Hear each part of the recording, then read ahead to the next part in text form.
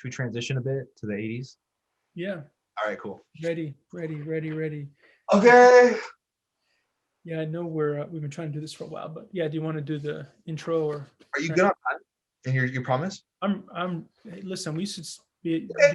up to like 2 in the morning. I So know. All right. I mean, I'm not saying we're gonna go till 2 because No.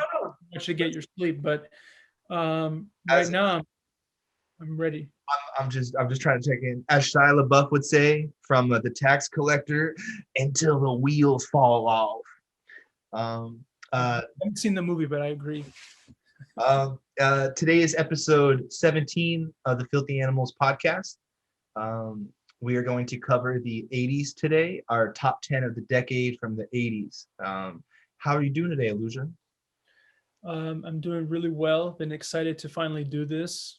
I have kind of been away a little bit from it because of school and all that other stuff. But every time I do these lists, I think, well, this decade is going to be a little bit easier for whatever reason. I don't know why. And it just keeps getting more and more difficult. Like I had my usual, because I go, oh, I got, like 10, 12, and then it ended up being like almost Yeah. almost 100 again. And of course, I don't want to waste people's time by talking about all 100 films. And hopefully, yeah, you have some that you're going to cover. But it's a great decade. I think there's a lot of versatility and styles of film and filmmakers that I know that you really enjoy. And obviously, from your shirt, maybe we're getting a little bit of a foreshadow here of God, I can't. Yes, go ahead. iconic films Yeah. from By the way, great sweatshirt. I like it a lot. Good color. has nothing to do with the 80s, but I decided to. I think he was born in the. No, he wasn't born in the 80s. No, he was born in the late 60s, I think. I love that. Yeah, I had a good time with this list. I have a list of. I made a 25. I don't know. We could do however you want. Like, get to the honorable mentions or kind of talk about the 10 through 15, 20 through 11. Are you saying that you ranked it from 25 down? Yeah. Is that what you're saying? Yeah. I mean, I my ranking probably from around 25 is pretty much there. Yeah, we can. There's no right or wrong way. It's just I know, I so, love it. okay. So we can kind of do the same thing as where we do our kind of whatever 25 to 11 each. Mhm. Then we go through, and then at the end we can do our kind of just the list of everything that we love. He was born in the 70s. Now that I think about it, sorry, I had to correct myself. I love to do that. So yeah, I don't know if you want to start. I can start. Okay. It's up to you. I'll just get one out there because I know it's gonna come up with you. Okay. My 25 is Conan the Barbarian. Okay. And the score. Every time I think of Conan the Barbarian, I think of the director's commentary. It's incredible. It's John Milius. And am I saying his last name right? Milius. Yeah. Okay. And then Arnold, and it's great. I always love the idea that Arnold is just pushing that kind of wheelhouse as a kid, and then it cuts to him just like huge and jacked.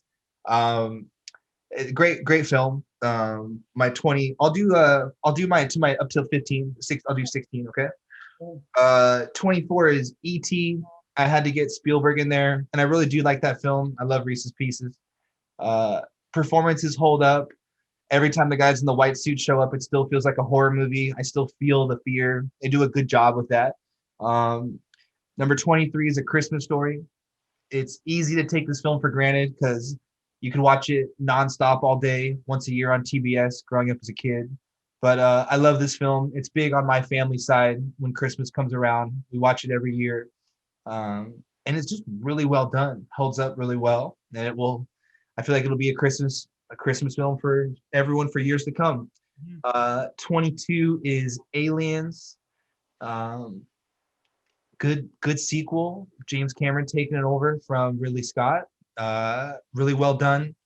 It's been a while since I've seen it, but I just knew it had to be in my mix. Number 21 is Blowout. Blowout's a great film. That's one I would not have seen if it wasn't from some of the film lists that you would give me. And a film that I really enjoy. but there's two scenes that really I will always think about, and at one point reference and use that 360 shot when everything's playing and being recorded, and then the use of sound design. And if you're going to make that about a character, and how do you use it in your third act in your final scene? And that final scene of Blowout is hardcore. That's really hardcore. I love it. um Mona Lisa is my number 20. Another hardcore ending and also performance. Bob Hoskins, another one I saw over the past year because of you. Um, yeah, uh, love the film. Like I like certain scenes in Blowout. In Mona Lisa, there's many moments to take from monologue on the boat. Just his performance and I use the reference of bulldog for him, but his just bulldog like features that he does. So Um, 1 second. So do you mean Long Good Friday or Mona Lisa? Because Long Good Friday is the one on the boat. oh, I'm missing them. I'm messing them up. I'm mixing them up. I know you saw them really close to one another, so I understand. I just want to make sure we get the right one. Mona Lisa is the one with the like the prostitute where he's trying to help her. That's in the ending. It's the ending I want to talk Yeah, about. Yeah, yeah. no, my ending is correct. Okay, so the boat's wrong, but my ending is correct. That's what I thought. I just wanted you said Thank okay, you. good. No, thank you for no. All we need is eventually to actually have viewers in the foundation. They're like, he's talking out of his fucking ass, or they go to watch that movie and it's not there. You know, it's good. They don't know you saw those within like a couple of weeks, or it was very they're very similar era British gang. So Correct. anyway, sorry, go ahead. No, correct. I was going on my little run there. My number 19 is and should I let you respond to these, or should I? Because I have a feeling some of these are going to come up with you. I'll throw in something if I have it, but I want to hear your kind of flow with it. So Copy that. Number 19, I had seen when I was young, but saw in your class, and it was very impactful. Do the Right Thing. I definitely think it's a little superior than these other films. Didn't quite make it for me, but I really do enjoy the film. And I took Spike Lee's masterclass, by the way. okay. And yeah, these note cards, this 5x8 box, and these note cards is something that I took from him, and that's how he makes his first script. He went down. He goes, I don't just start with a blank page. He goes, I don't just grab Jodie Foster's was great, very inspiring. Spike Lee is a whole other experience and energy, and the way he talks to you, I feel like he's just talking to me. Anyway, that's a whole other. Spike Lee's incredible. He's extremely motivating. But the main thing why I Do the Right Thing is on my list is I like the love and hate references from older shots of cinema. I love the Dutch angles with confrontation. I love the diversity. And I like the idea that it all takes place in one day on the hottest day of the year. And things are boiling up. And anyway, I think it'll come up with you. Number 18 is Carney. Mm-hmm. That's just whoever's watching, go watch Carney. Look it up. Why should they watch it? Gary Busey. Don't judge him how he's doing today. Judge how he was, and go off of that. And if you enjoy your Joker movies, if you enjoy brutality and rawness, you should probably check it out. If you enjoy things like the movie Freaks, or it's Freaks. If you enjoy those kinds of films, it's very worth checking out to see the circus life.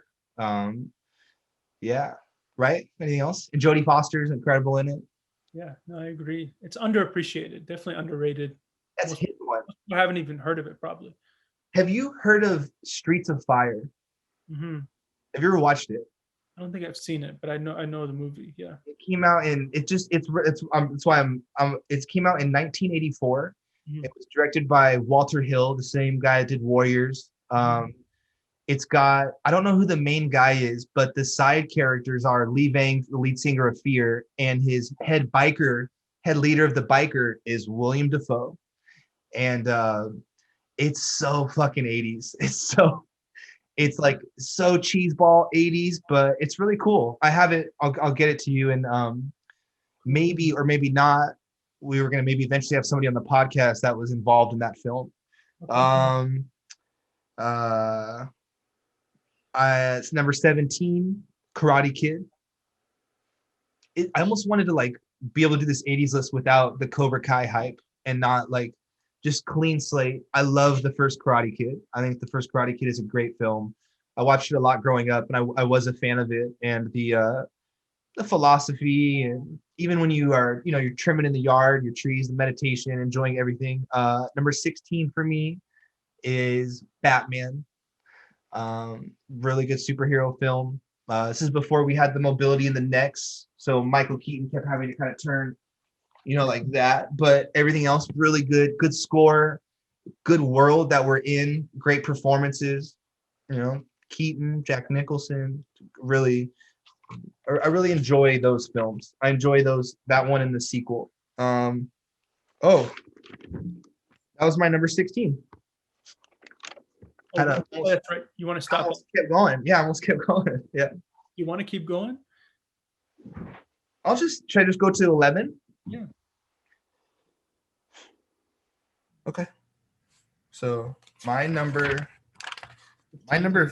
15 is this man. None of the other films made it in my top 10, but this man was on fire in the 80s. He was on fire. John Carpenter. John Carpenter's a bad man. He came out with an album on Friday called Album Number 3, The Lost Files, and it is so good, Elyusha. It is so good. It's awesome. Did his movie music that hasn't? Oh, nice. Yeah. I'll say this quick. I had a friend call me on Saturday, and he had to take his girlfriend home because his roommates were drinking and were really drunk, and he asked if they keep it down, and then the guy tried to motherfucker, blah blah blah. So he took his girlfriend home, and when he called me to say to vent.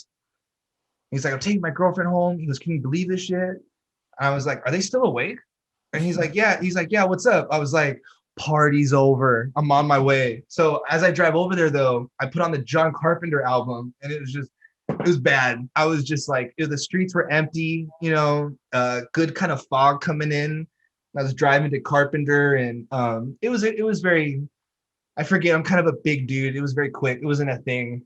I get too excited for something that was very small, but it was this album is very good. My number 15 is The Thing. Out of all the films he did, that film still freaks me out to this day.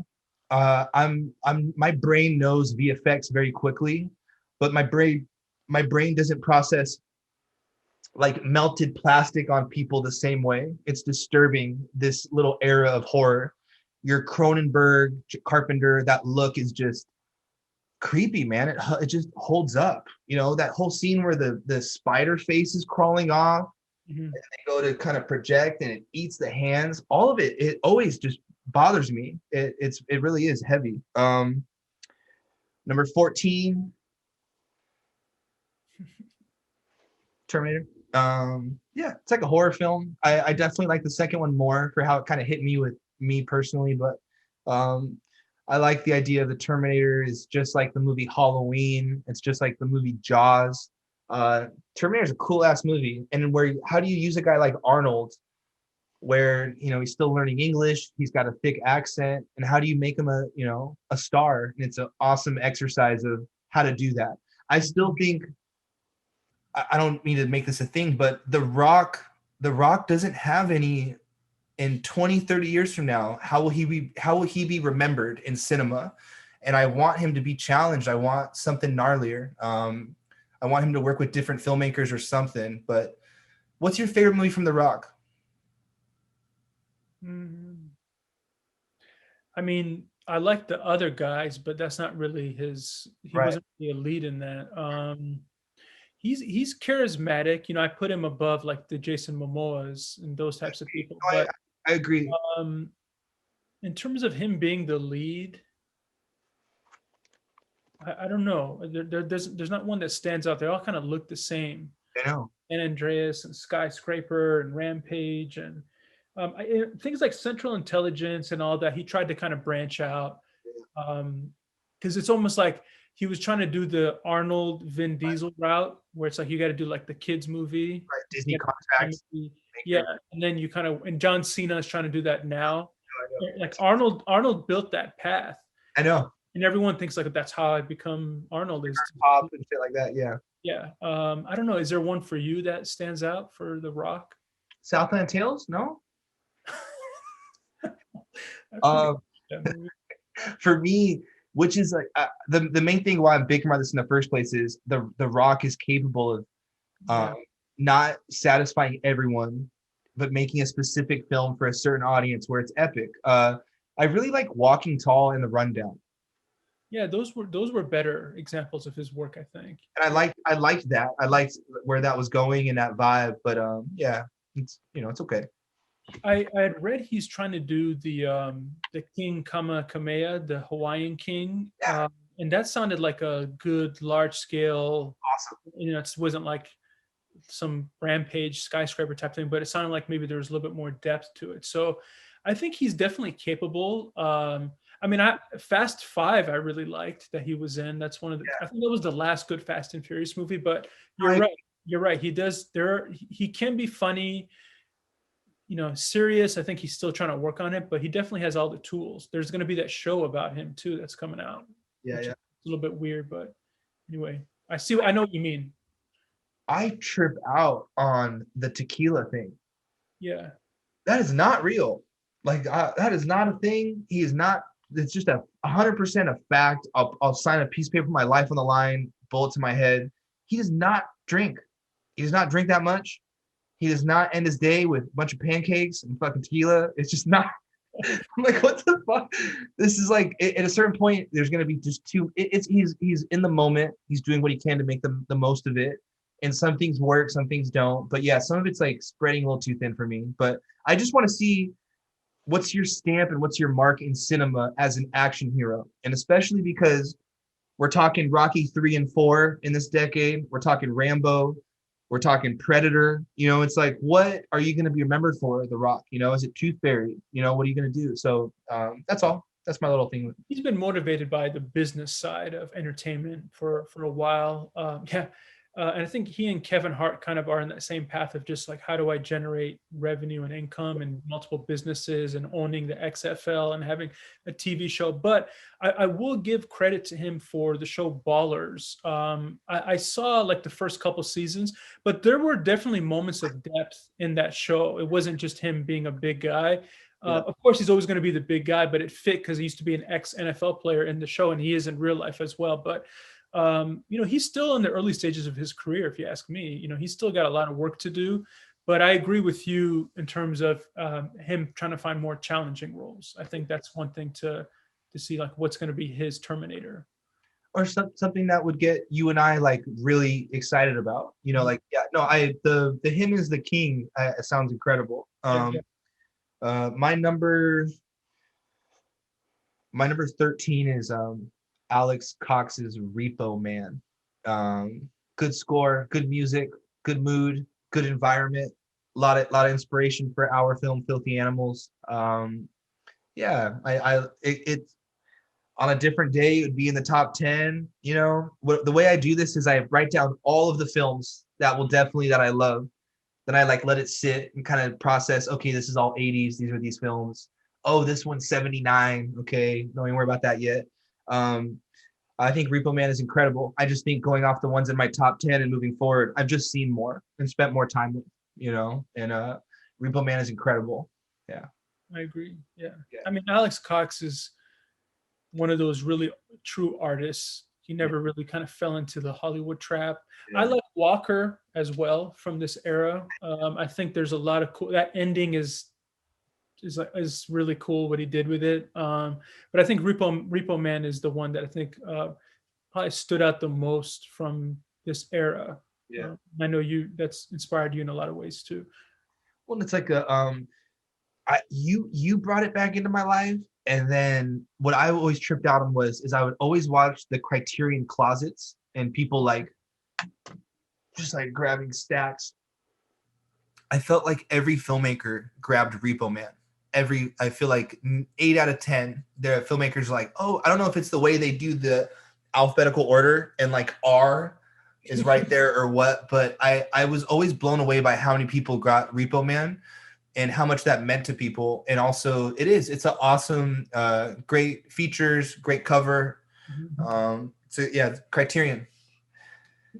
Call me, call me, comment. Okay, number 12.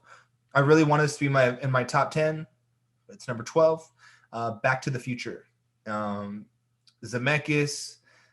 This was one of Larry Jordan's first gig. Our editor on the film. He was the sound engineer on the movie. Um, as a skateboarder, I think I didn't grow up with this film just because the year I was born, but as a skateboarder, I'm aware of the influence on the film. Um, just incredible, like memorable lines.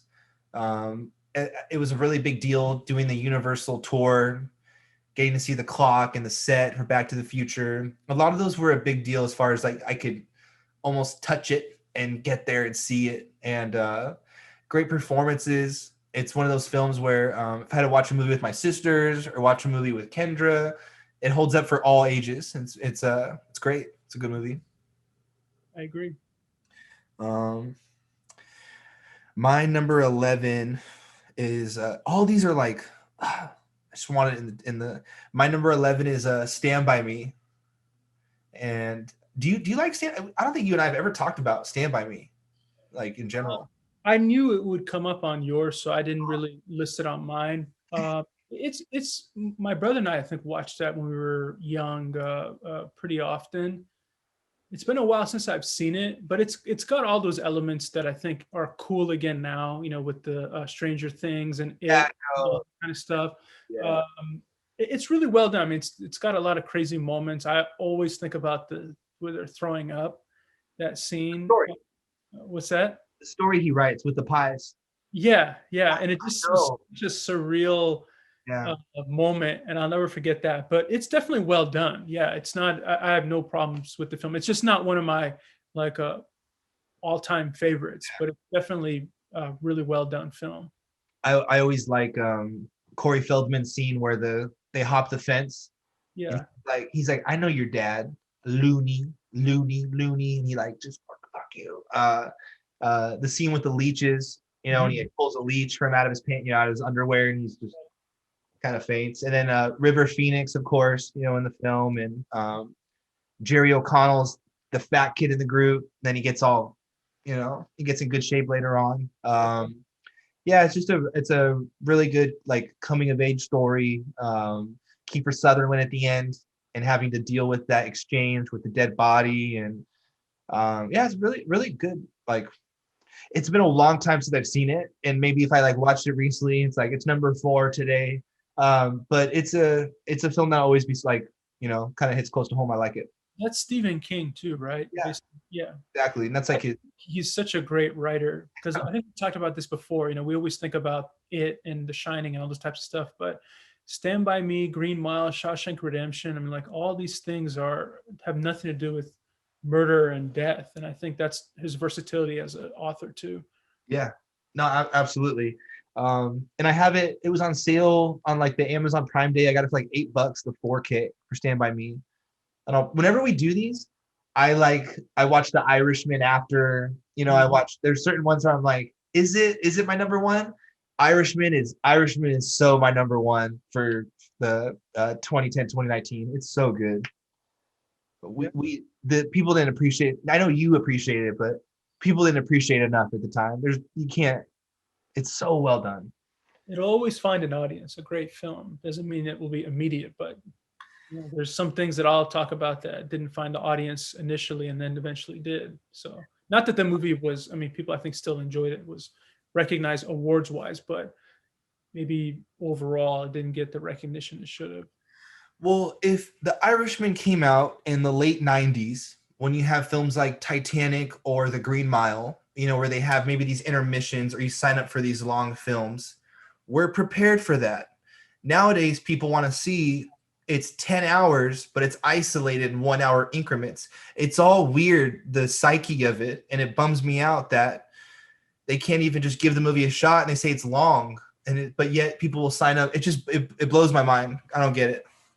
Well, I mean, going to the movies in that era, there was some respect for the art form, and also there wasn't really the temptation to check your phone. You know, when you watch a movie now, when you watch a film, it's like, oh, if I'm not captivated every second, I'm going to look to something else. But yeah, I mean, you have Titanic and those types of movies. And I mean, even coming to the Lord of the Rings, like each one of those are 3.5 hours long, and they all Yeah. did like $1 billion. So it just depends. I mean, everyone's got different tastes, but I still am in the same boat as you, where someone can binge 15 episodes of a 1 hour show in one weekend, and then a movie's 3 hours long. You're like, oh my god, I gotta watch it in three. I don't get it. It's like, but that's just the way, you got to adapt to it. That's the way that streaming is people are going to watch what they want to watch. That's when there's options. I always tell people, whenever you give people options, they always jump around, right? Like I always tell my brother this, especially when it comes to like back when you would go to like, I don't know if you remember, but in some restaurants they have those touch things where you can pick the soda that you want. Have you ever seen somebody sit there? They go, I want this. They start like picking through all these different things because you're giving them options. But back in the day, if it was just like Coke, Sprite, Dr. Pepper, it's like, well, that's the one I want because that's my only option.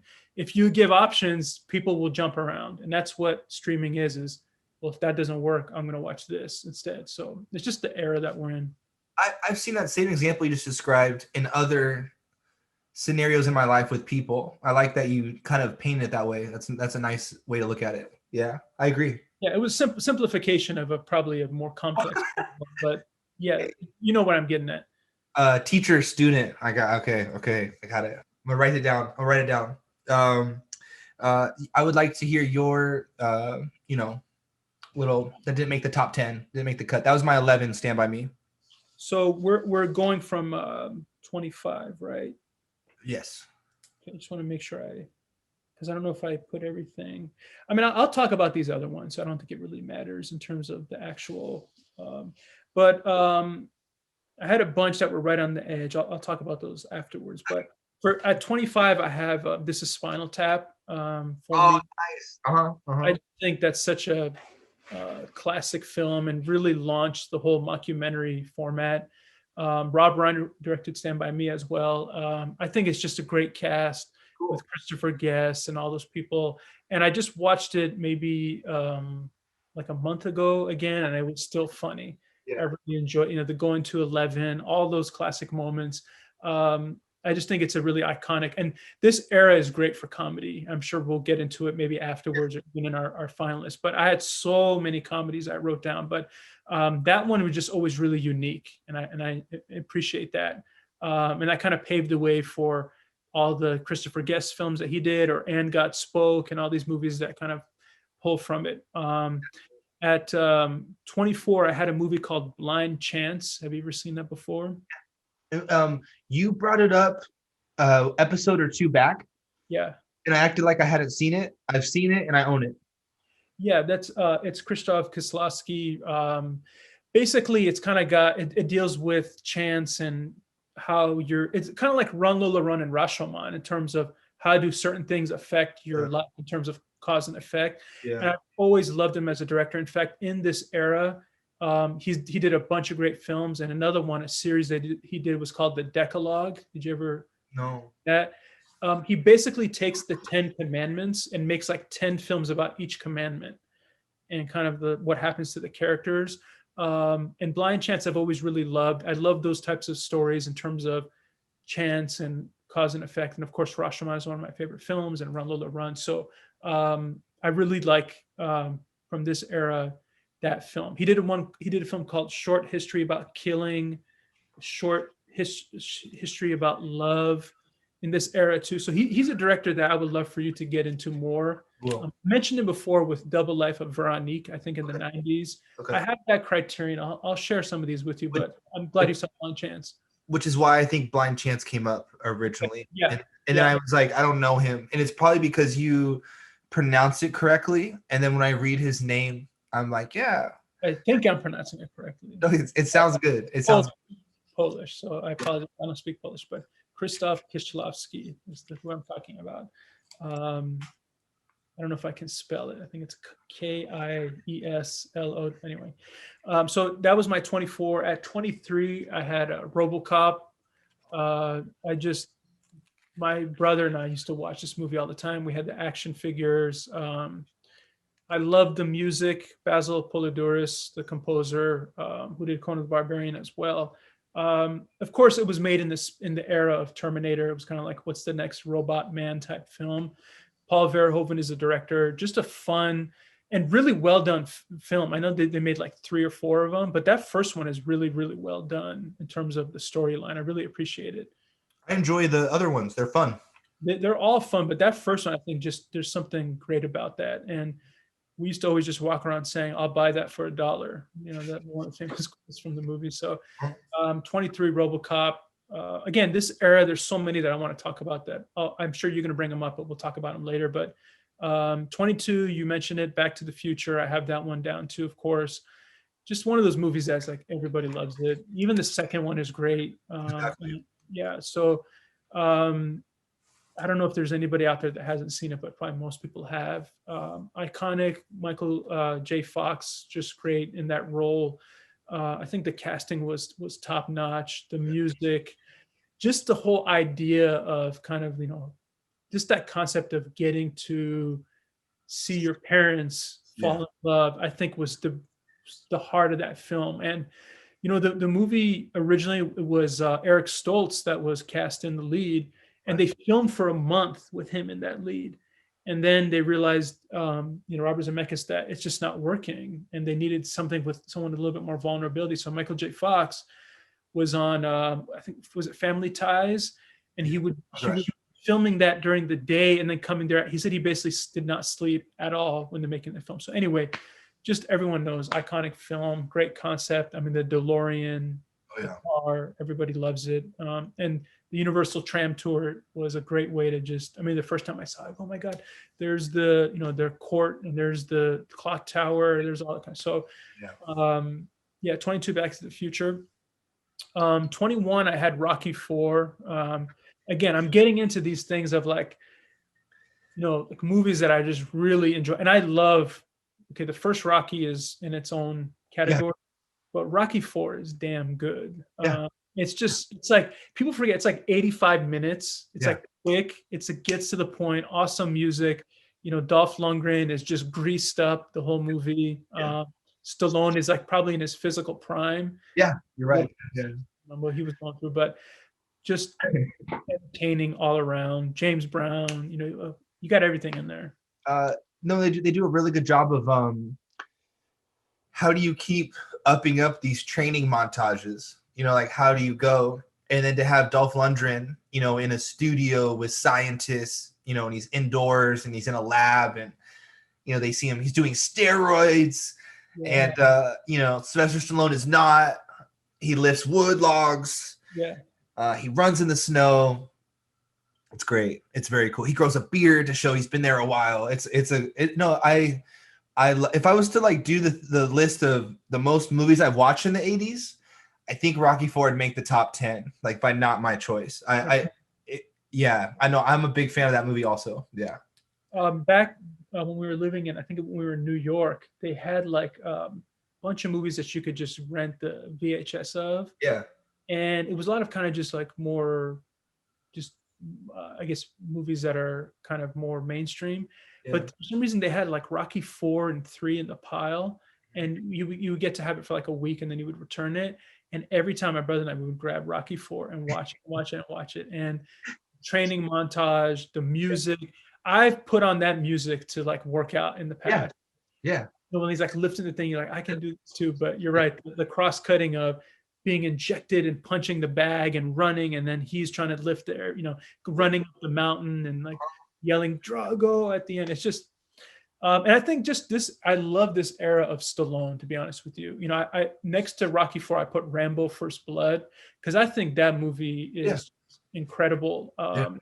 And I think that was where it was at the more raw Rambo. When you get to Rambo 2 and 3, he just looks completely different. Like he's jacked up, and it's more of an action film. And of course, the more modern era Rambos have been crazy, especially that last one where essentially it was Home Alone. It turned into Home Alone at the end of the latest Rambo. But even Cobra, Over the Top. My brother used to always watch those movies. Yeah. When no, I like as a joke, if I'm ever wearing a hat, and there's like a scenario, you're gonna put it backwards, like shit's getting live. Just to add to Rocky 4 too, this actually happens in the UFC quite often. The crowd will be calling for one guy, and at the end of the fight, they're calling the other guy's name. And that was a cool thing to see in Rocky 4. He goes to home territory. That speech is pretty, I don't know if it holds up, but it's cool to shift. I just always thought it was funny that he's trying to solve like political problems with. Yeah, exactly. Yeah, exactly. Yeah. I memorized that by now, but Yeah. anyway, there was a lot of grease used up on Stallone with Over the Top and Rocky and all that. And Cobra, I always thought was an underrated movie. And that I always wanted that car that he would drive. Yeah. And then the guy who plays the villain was always a creepy looking guy. He shaves himself with a knife, I remember. And you're like, fuck. Yeah, he's in the Mortal Kombat movie, the second one. I remember him, but you're right. You're right. Character actor. So from he just played. Yeah, go ahead. I think he also played the Buffalo Bill and Joe Dirt. Yeah, he did. Yeah. Right. All right, cool. But yeah, in terms of the ranking, 21, I had Rocky 4, which, like you said, in terms of like rewatching. Yeah. At number 20, I had Die Hard. Really always appreciated this film. I think we talked about this before. Die Hard with a Vengeance is my favorite, right. But you can't beat the original one. And Alan Rickman, one of the great actors. Really the breakout movie for Bruce Willis, and really set the mark. And John McTiernan in this era, because I also want to talk about Predator as one of my all-time favorite films. That was one that it was like I had in my in this era, in this kind of this ranking, but I went with Die Hard. But Predator is another movie that just was on in our house all the time. Speaking of Arnold and his films that he did, but at number 20, I had Die Hard. At number 19, I have a movie called The Mission from 1986, directed by Roland Joffe. It stars Robert De Niro. I know it. That's what I thought. Jeremy Irons. Small part with Liam Neeson, one of his early films. Music by Ennio Morricone. That's the only thing I know about it is the album. I've never watched the movie. The album I know. Very, very powerful movie, but the music just carried one of the best soundtracks you're ever going to hear. Yeah. I don't know how he didn't. I mean, he should have won 20 Oscars, but it goes with kind of Jesuit priest. De Niro is like trying to reform himself. A film that my parents really liked and would watch, and I would kind of see it with them, and always had good memories, and just powerful all around. One of those movies of De Niro's that gets overlooked because he's got such a big catalog, right. Gangster films and this and that. Right. But and Roland Joffe also in this era directed The Killing Fields, which was a very good film too. I don't know if you ever saw that, but no, I haven't. For 19, I have The Mission. If you're just a fan of film soundtracks, go buy this or download it immediately. You won't be disappointed.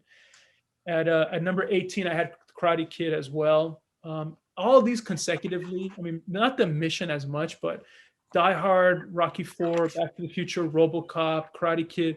Yeah. These were like, if you had a playlist of what was playing in my our living room growing up, and even to this day, Karate Kid 1 and 2, like my whole family, we love 1 and 2, but 1, of course, is the classic.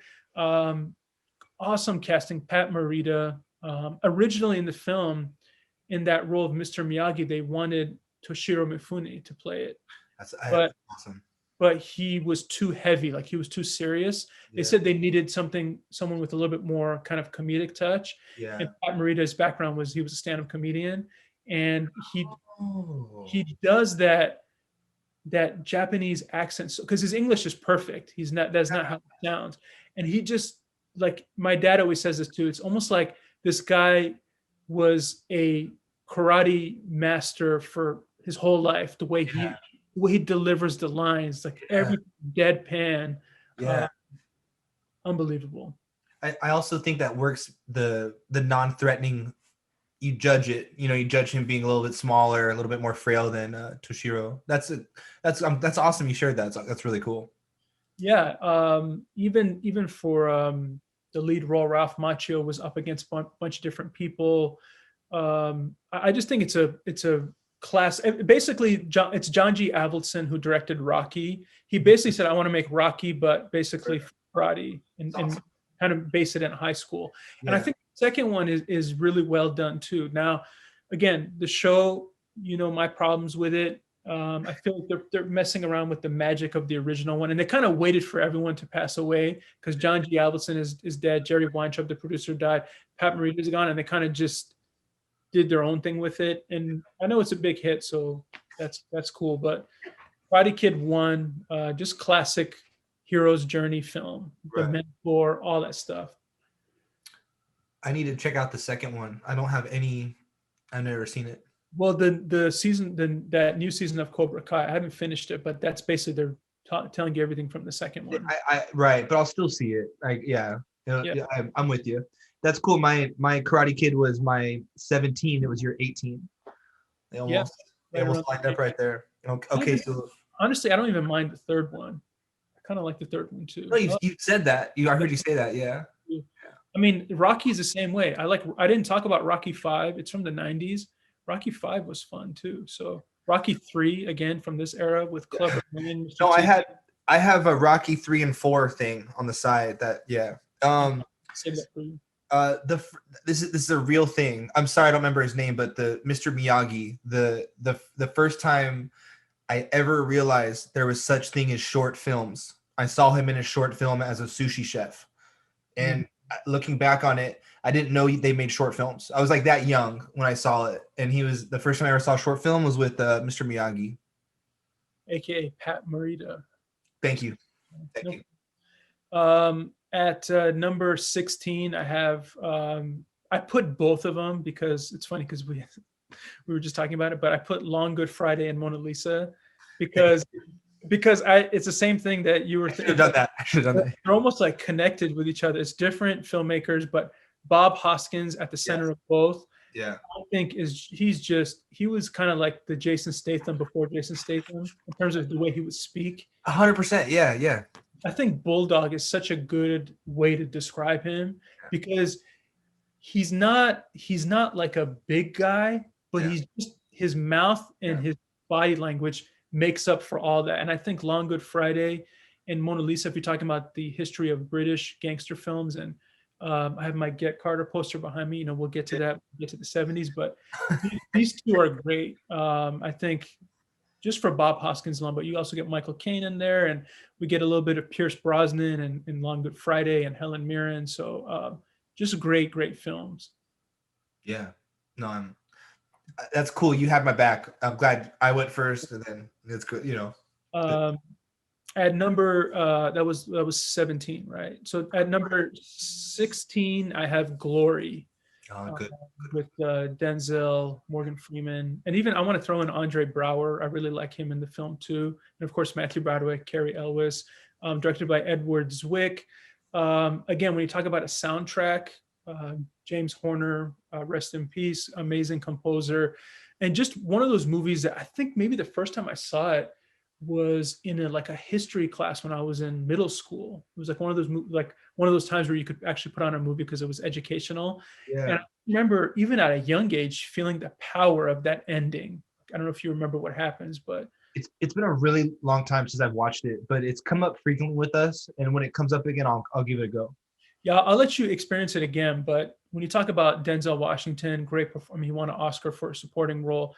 Morgan, doing his thing as always. I love him. And again, Andre Braugher, I want to highlight him as well. But just a great film in terms of covering the Revolutionary War. And one of those films too, where the ending is not what I thought it would be at a young age. It was one of those things that kind of shocked me. And I think that's why it stood out, but just a really well done film based on kind of real members of this kind of African-American battalion during during Revolutionary War. So I have number 16, Glory. Cool. At number 15, I have Thief, directed by Michael Mann, who, as I mentioned in the 90s list, I had a hard time even just picking one of his films. But in this era, Thief, he also did Manhunter, by the way, in this era. I have they didn't make it, but I have them two on they're not in my top 10. So we could talk about it now, I'm just the biggest. I mean, even if you want to cover Michael Mann in the '80s with Miami Vice, Yeah, yeah, show, I remember buying all those and going through them. But Thief, it's like one of the seeds planted for movies like Drive I in knew. terms Yeah, of the yeah, style, the technique, L.A., James Caan doing his yeah, thing. yeah. I was so happy that, again, let's another shout out, that Criterion put this out, because I have the really old school copy and it looks really bad. Yeah. But the new one I think is great. But what are your thoughts on it? It's a film I've only watched once, recommended from you. I loved it. I liked the way they showed lights and like the way the cinematography looked and the environment. The ending was really cool, how everything kind of came together. And it reminds me of a movie of like uh, Mikey and Nikki kind of thing. This Mhm. build up with this guy kind of lingering is what it reminds me of. And it's hard to like throw them so high up in the list when I've only watched some of these movies once, you know. And Yeah. there's a movie that I only watched once that's in my top 10 here, and it is just a weird kind of discussion you have with yourself. But no, I love the film, and Manhunter is insane. Brian Cox plays Hannibal Lecter, and the stakes are real. The danger in that world is real, and same with Thief. Like it's a good job of the environment and feeling the anxiety. I mean, a lot of people forget that Manhunter was before Silence of the Lambs. I mean, Silence of the Lambs is a different category, but I think Manhunter is really underrated. I think a lot of people just don't even realize that it's because that the Anthony Hopkins, Jodie Foster, all that kind of took over and they just have the show that's coming out too. You know, this during the Super Bowl, they advertised it like 1,000 times. The Clarice, the one that's the Silence of the Lambs show that's Did it coming look out. good? I don't really I don't really watch shows, but Yeah. they my brother made a funny comment because they show at one point, you know, remember the speech from the Silence of the Lambs where she talks about the Silence of the Lambs, like the Yeah. whole, and they never show it. It Yeah. was all like in her head. Yeah. They show it in the. Brother made a comment. He goes, "Remember how they didn't have to even show it in the movie?" I go, "Well, it's TV. They got like 30 hours to cover. They got." Fuck. Anyway, I don't really watch shows, but hopefully it's good. I don't know, but How was the Super Bowl cool? what's that? How was the Super Bowl?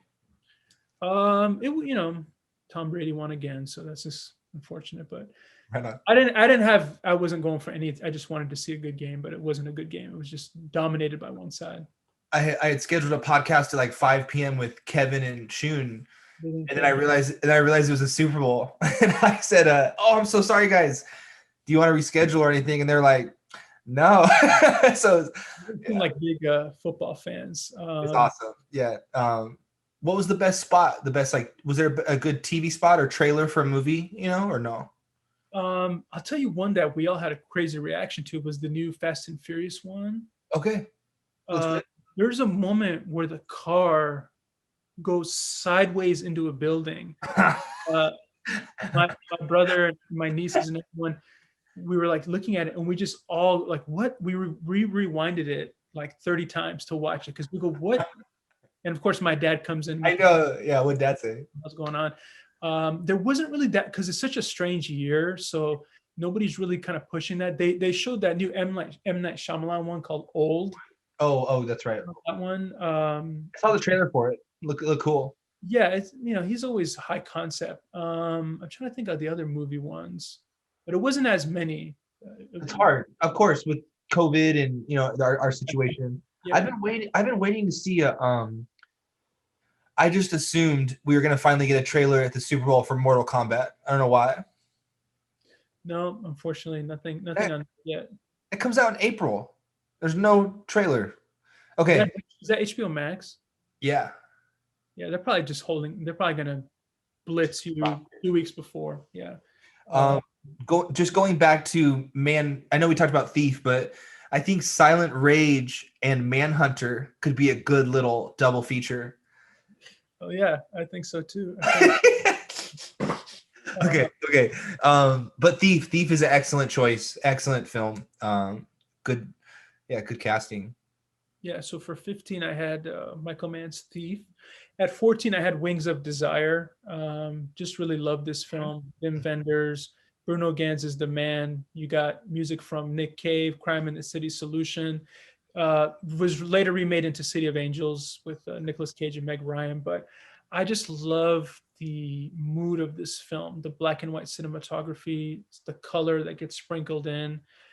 He had another great film from this era that I think you might maybe bring up. So I don't want to say it until I can confirm it. But Yeah, I really love. it's confirmed. Yeah, yeah. Yeah, I really love Wings of Desire, and I remember showing it in when I did the European cinema class. I think before yours, because I didn't show it to you guys, but it didn't win over the crowd. I'll say that because it's very slow, and a lot of people were Yeah. kind of. But the couple people that saw it that responded well to it really. So you either really love this film or you don't care for it. There's no kind of in between. But I absolutely love it, and Bruno Ganz is one of he just passed away recently, but one of my favorite underrated actors of all time, especially Downfall. But Wings of Desire at 14. At number 13, this is Wait, another, wait, yeah, hold on. I was just gonna comment on it real quick. yeah, Wings of Desire was a movie that came up where I always ask people their favorite movie, and Wings of Desire comes up a lot. And yeah, it does. It's kind of cool. And I don't know if I hype myself up too much, but I think I'm more in the other boat as far as like I need to revisit it again in a little bit or something. But I didn't. I kept waiting for the moment I got hooked. And then sidebar, Thief has a Belushi and Willie Nelson, mhm, and that's all. I just like it's a. I hope I can make a as much as Thief didn't come up more in the mix. I think if I did it again, I kind of messed up on not having the mix. But Thief, I hope to make a movie like that one day with like the world and the scope. yeah, It seems realistic. It seems like a realistic goal to make Thief. You know? yeah. I would love to be a part of that too, because I think especially the whole LA Michael Yeah, Mann's connection to the city. yeah, I think you have that similar connection that you can kind of find those spots that it's not the definitely. obvious Right. Hollywood something, whatever. So, um, But and with respect to Wings of Desire, it's like it doesn't. Maybe you just don't respond to it the way that it's like that's happened. I uh-huh. something Dark City I really like. You don't care for it's that's how there's you know what I mean. That's how things are. Definitely. I watched The Untouchables last week, and it gets me every time. Yeah, Like many scenes. It just this and then I watch it again with Sydney, and it gets me again within a week. Like I just watched it, and I'm just as invested emotionally. It's cool how some movies can really just do that. You know? and continue to kind of with age still get you. Yeah. And it's Exactly. been that long since you've seen it for the first time, but Right. it just really well. I mean, great cast. It's just music. Everything is locked in there. So, Yeah. yeah, 14. I had Wings of Desire, Cool. and his other film I really like too, but I'm going to save that for you. At number 13, this is another kind of like family classic in my house. And speaking of a movie that we all watch and we laugh the same way that we did the first time we saw it, it's not a movie that like, you probably think about because people have. I don't even know if you've seen it, but a movie called Back to School with Rodney Dangerfield. Yeah, That's a you guys like this more than me. I I I can't get enough of this movie. My family, whenever that movie's on, we watch the whole thing. That's Uh, awesome.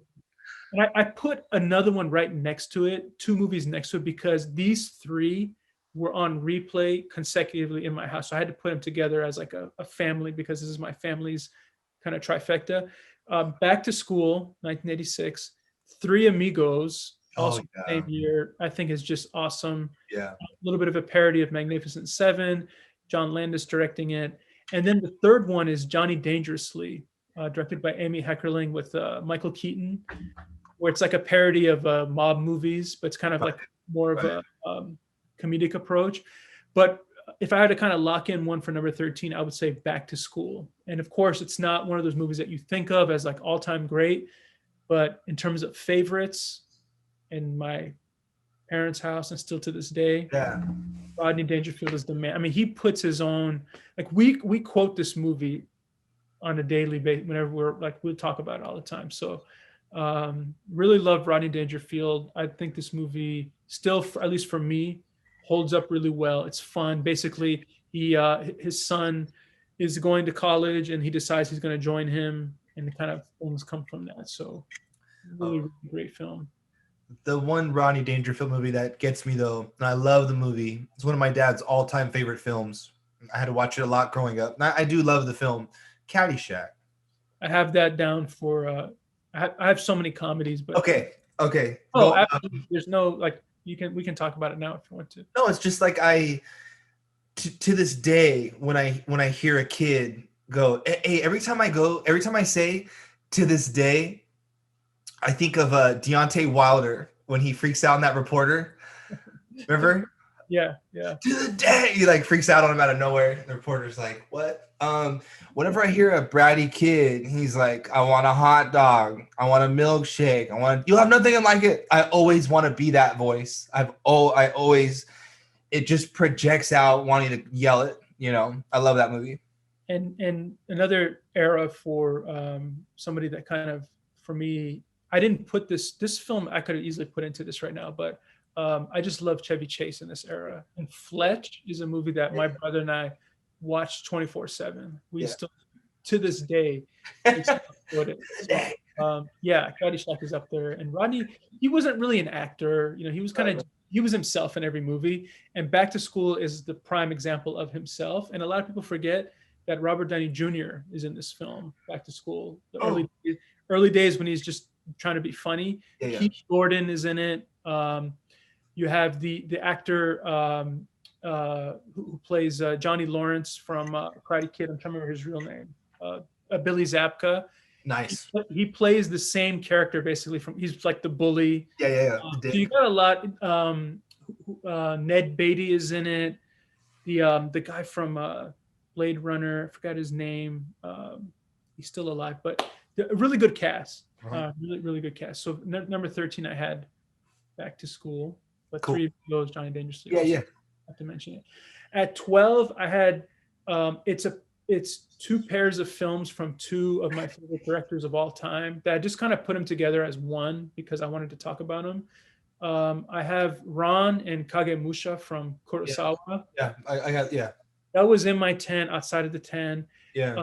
I kind of judged it on my all-time favorite Kurosawa, and there's other films that I would put above it. Yeah. But I mean, just the visuals and him working in color in terms of samurai film and King Lear and all that, just a beautiful film. And he's just, whenever we do our list of all-time favorite directors, I'm sure he'll be on both of our 10s. I know you. I had written those 2 down also earlier, just when we talk about just films in general. I love those are great movies. Yeah. And then the second pair is another one of my all-time favorite directors, Andrei Tarkovsky, with Nostalgia and The Sacrifice. Good. I love Nostalgia a little bit more. I love Ron a little bit more. If I had to pick one of the 2, yeah, he's just I mean, I can't say enough about him. Once we get to the 70s, that's going to be tough. I was thinking about. I know. So there's international cinema, American View is anyway, but basically Kurosawa and Tarkovsky with those 2 films and. The Sacrifice was Tarkovsky's, I think, last film. So he definitely died way, way too young, unfortunately. Yeah. But left his mark, at least for me. A lot of people don't like him. But for me at number 11, this was really tough because I had this movie higher. You know, it's same thing with you. It's like, and any given day could be, for me, this could be number 8. So, yeah. No, this is so much fun. This is great. For 11, I put Blade Runner. Oh, wow. Okay. Directed by Ridley Scott. Yeah. I absolutely love Ridley Scott. In fact, even from this era, Black Rain is another underrated film that he did. Michael Douglas, Andy Garcia. I think that movie is. There's a couple moments that it's like the famous, how you put it, the Stars Born moment. There's a couple moments I really love. But Blade Runner, just iconic. When you talk about Ridley Scott. The only reason I didn't put it in is because I gave a lot of love to Ridley Scott with Gladiator, so I said let me just kind of I know something else. It makes it easier. Yeah.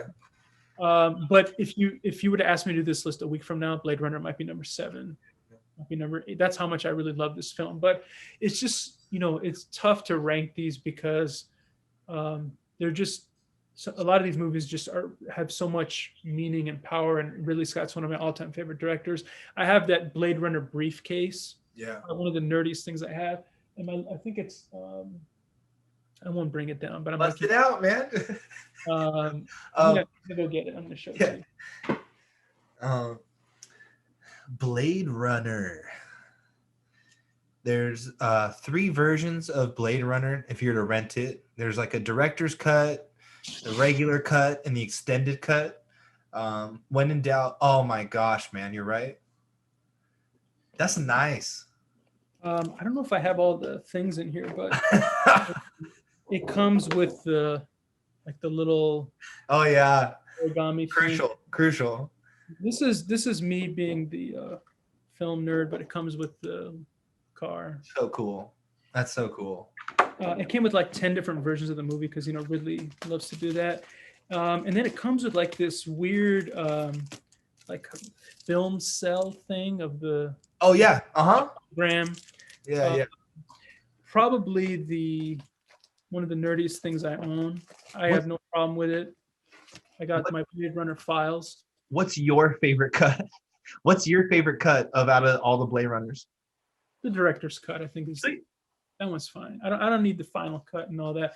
But I know Ridley went through a lot with that movie because originally they had all the narration. I don't know if I like the narration as much, but I know what he was trying to do with the noir style. Yeah. Because I think this film is just in terms of modern day noir production design. I mean, just when you look at Blade Runner 2049, they didn't even really improve from the production design of the 1980s of 1982 Blade Runner because they did everything so well. There was not a lot to jump. It looked very similar. So they had extra time to work on the production design because it was during the writer's strike. So the production designer had like 9 months to put everything together.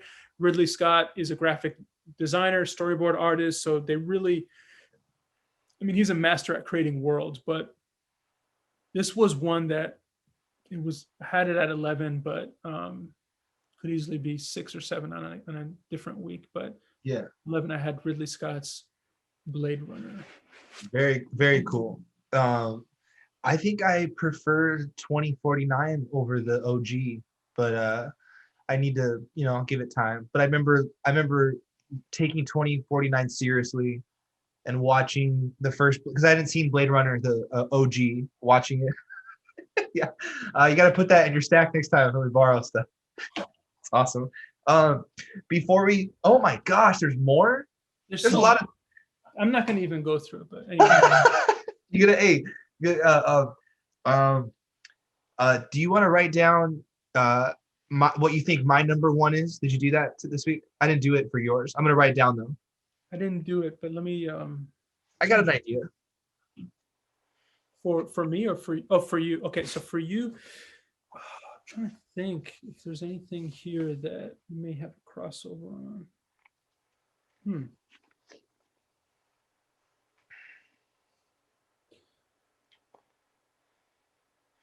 Yeah.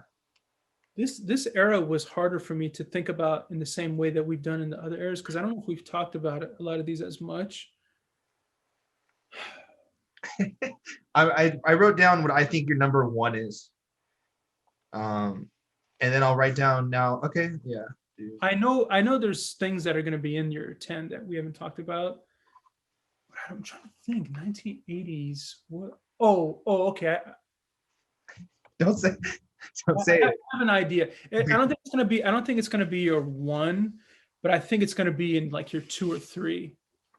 I won't write it down, but I know what it is. Okay. But I don't think it's your 1. That's the problem. Why do I not know? You know what? I maybe didn't write it down. That's what's throwing me off because I thought it was going to be your number 1, and I said, well, I won't. He's going to talk about it, so why? I don't want to take up space. I wrote down what I think is your 1, 2, and 3, and I'll show you at the end. Let me see if there's anything else. Yeah. Okay, I have another one that I think is definitely in your. That's the thing is I know it's going to be in your 10, but it's cool. This is great. I just think this is, as someone that respects the hell out of you, it's really cool to go through your top 10. I get anxious and excited about this. It's kind of funny. It's kind of funny we get excited about. All right, man. Number 10. Yes. You want me to do 10 or you? Oh, your call this week. Who goes? You want me to go? Your call this week. Who goes? Well, I just talked for like an hour, so maybe you should go. Okay. Um, I'm going to talk about John McTiernan and him getting together a bunch of boys that are all hopped up on gear and went and made a film out in the jungle. All-star cast. I always have to have a film that just defines testosterone in my top 10. Predator. You brought it up earlier. I like Terminator 2 a ton. That's why it made my 90s. I think Terminator 1 is great. Predator, I remember the first time I saw Predator. I remember where I was sitting. I was either 5 or 6 years old. It was in Palm Desert, my mom's ex-boyfriend's house. Heavy on the kills, heavy on the blood. Um, the look of the film, just the you son of a bitch, and they're doing that. All of it's just like unreal, and it definitely like planted a seed in me wanting to like try to be as big as I can and physicality and I love the idea also of these like mixed genre films because that's an action film on paper, but you're signing up for a horror movie. As a kid, I watched a horror movie. I reacted as if I watched a horror film, and I love that. They did a great job with that movie. You know.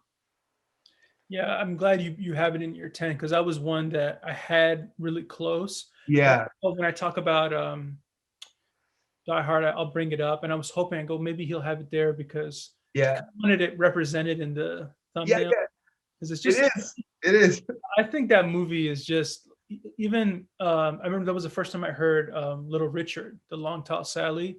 Oh, cool. I want to hear that song and Yeah. maybe Yeah. explore him more. Yeah. You got Shane Black in this as an actor. If You're people think right. he was an actor first, but Arnold doing his thing, Carl Weathers greased up, both of them greased up together, and just a really, really well done film. When you talk about just the style, the night vision, a lot of people don't know that Jean-Claude Van Damme was the original Predator in the suit.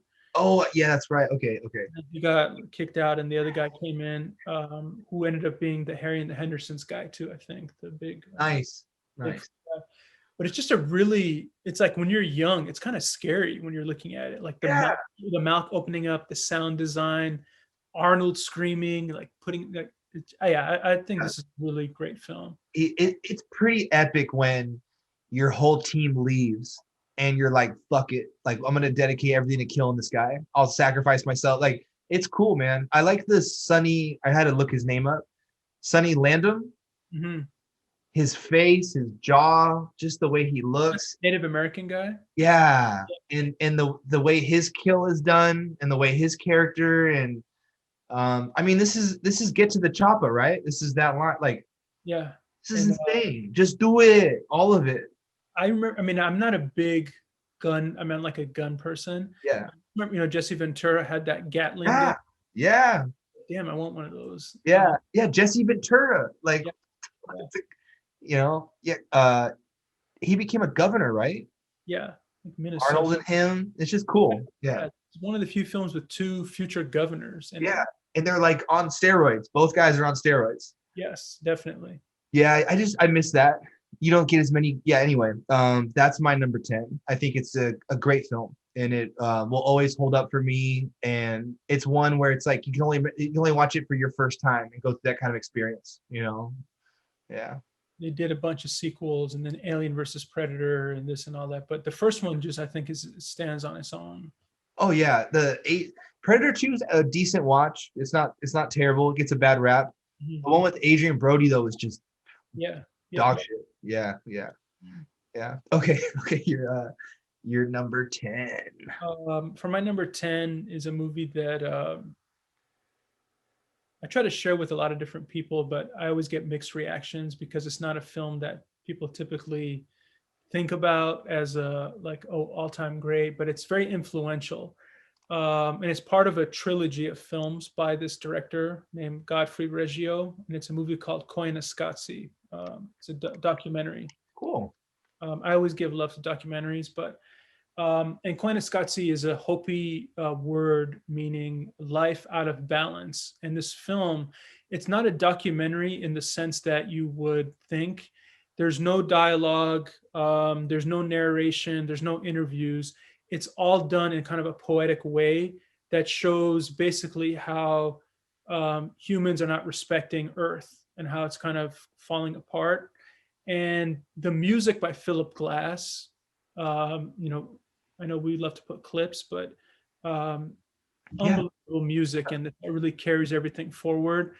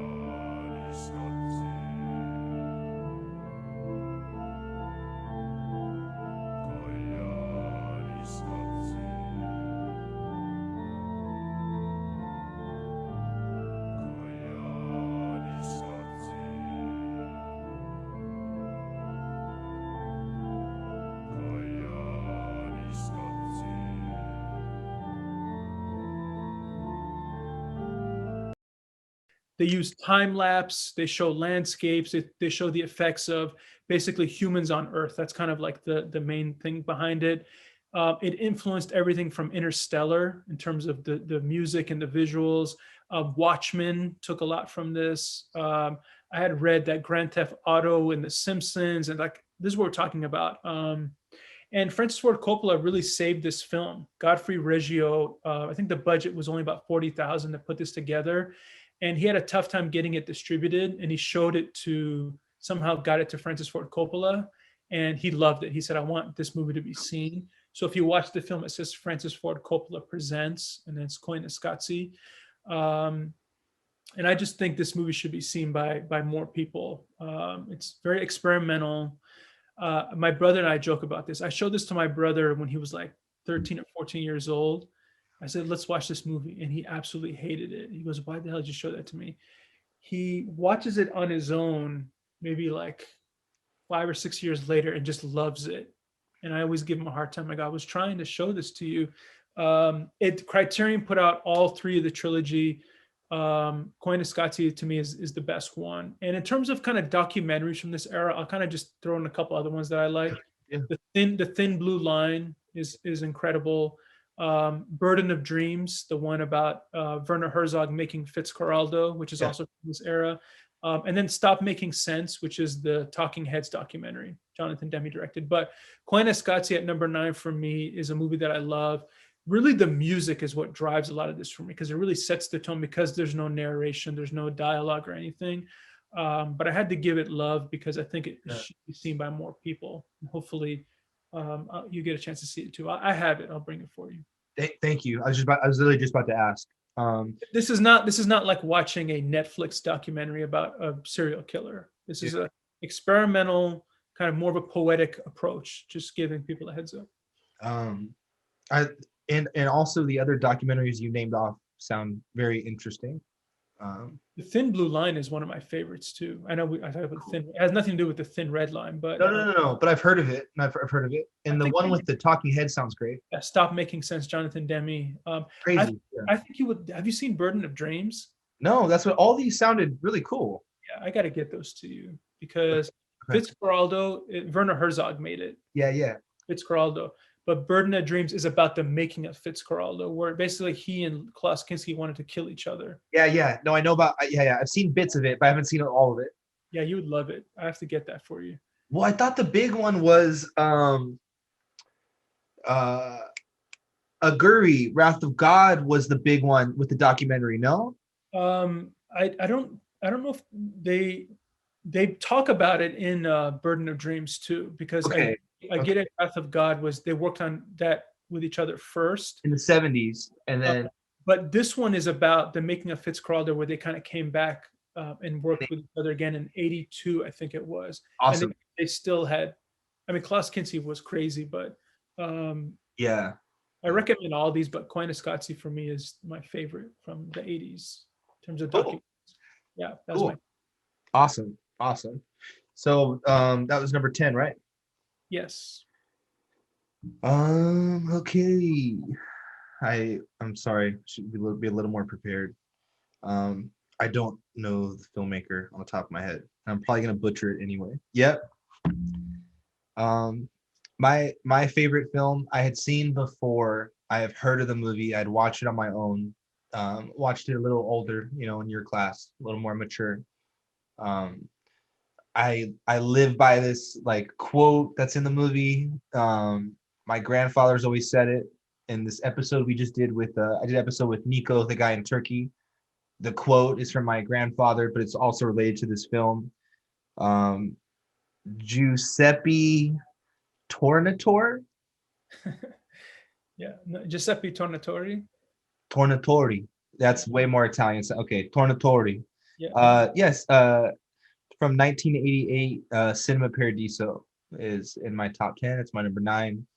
Whatever you do, love it. And yeah, and I do. That's it's a incredible film. I love movies about movies. I love visuals of someone watching a projector in a theater. I love the idea of going away, coming back, coming to your hometown, chasing your dreams, falling in love with your passions, having a mentor, all that stuff is just really cool, like really inspiring. And some of these films are just like a way of life, in a way where they're just something that just sticks with you. And some of these movies come up daily because of the philosophies in them. But yeah, Cinema Paradiso, I love it. I know you love it too. One of the things I always a term I hate, I shouldn't say hate, that's not a good word, but I dislike that people use is this movie is a love letter to cinema. Yeah. And I heard it a lot from Once Upon a Time in Hollywood, and it's not a love letter to cinema. I call it a ransom note. That's a ransom note to cinema.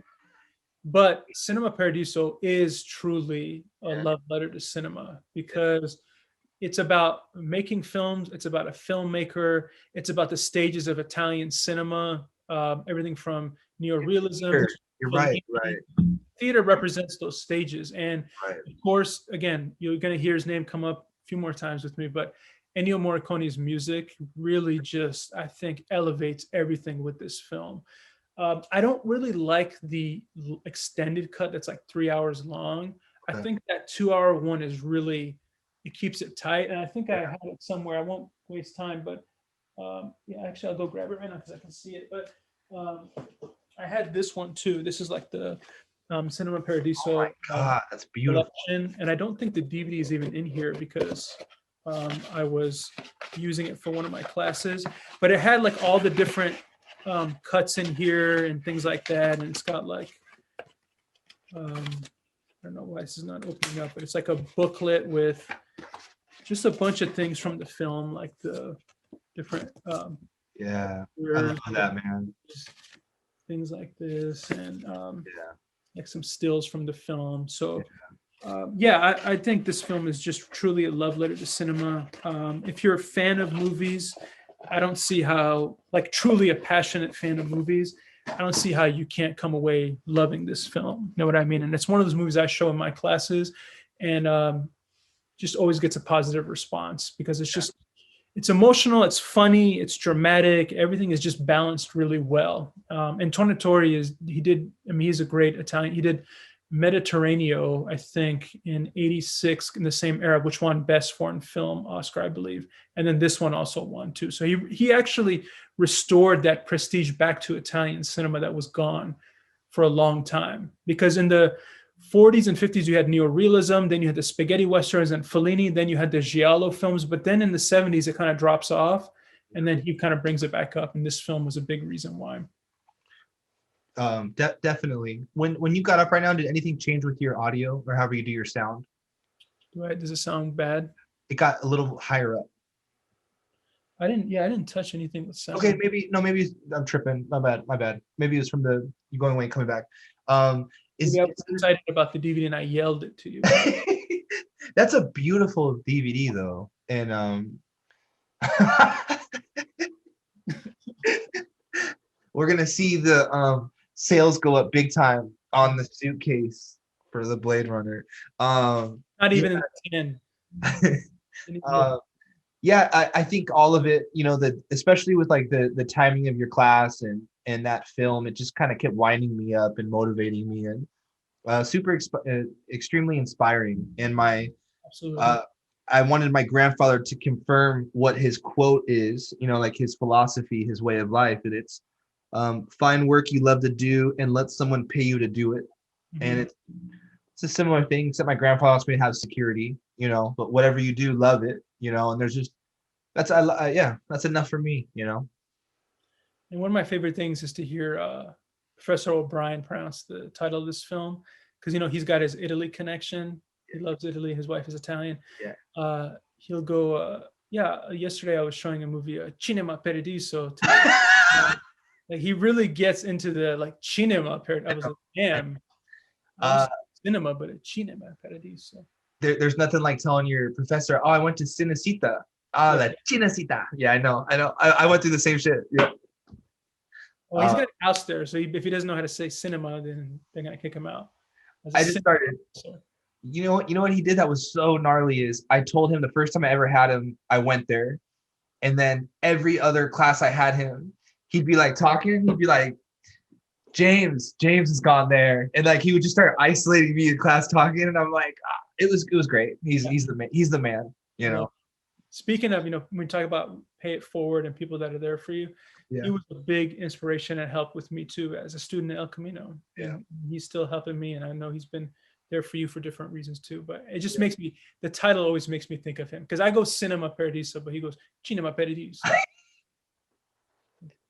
No, I've experienced that, man. He's someone I'm gonna get on here, watch, and we'll do it. And we'll do what we'll probably have to do. I'll never forget. I said, hey man, have you seen any good movies lately?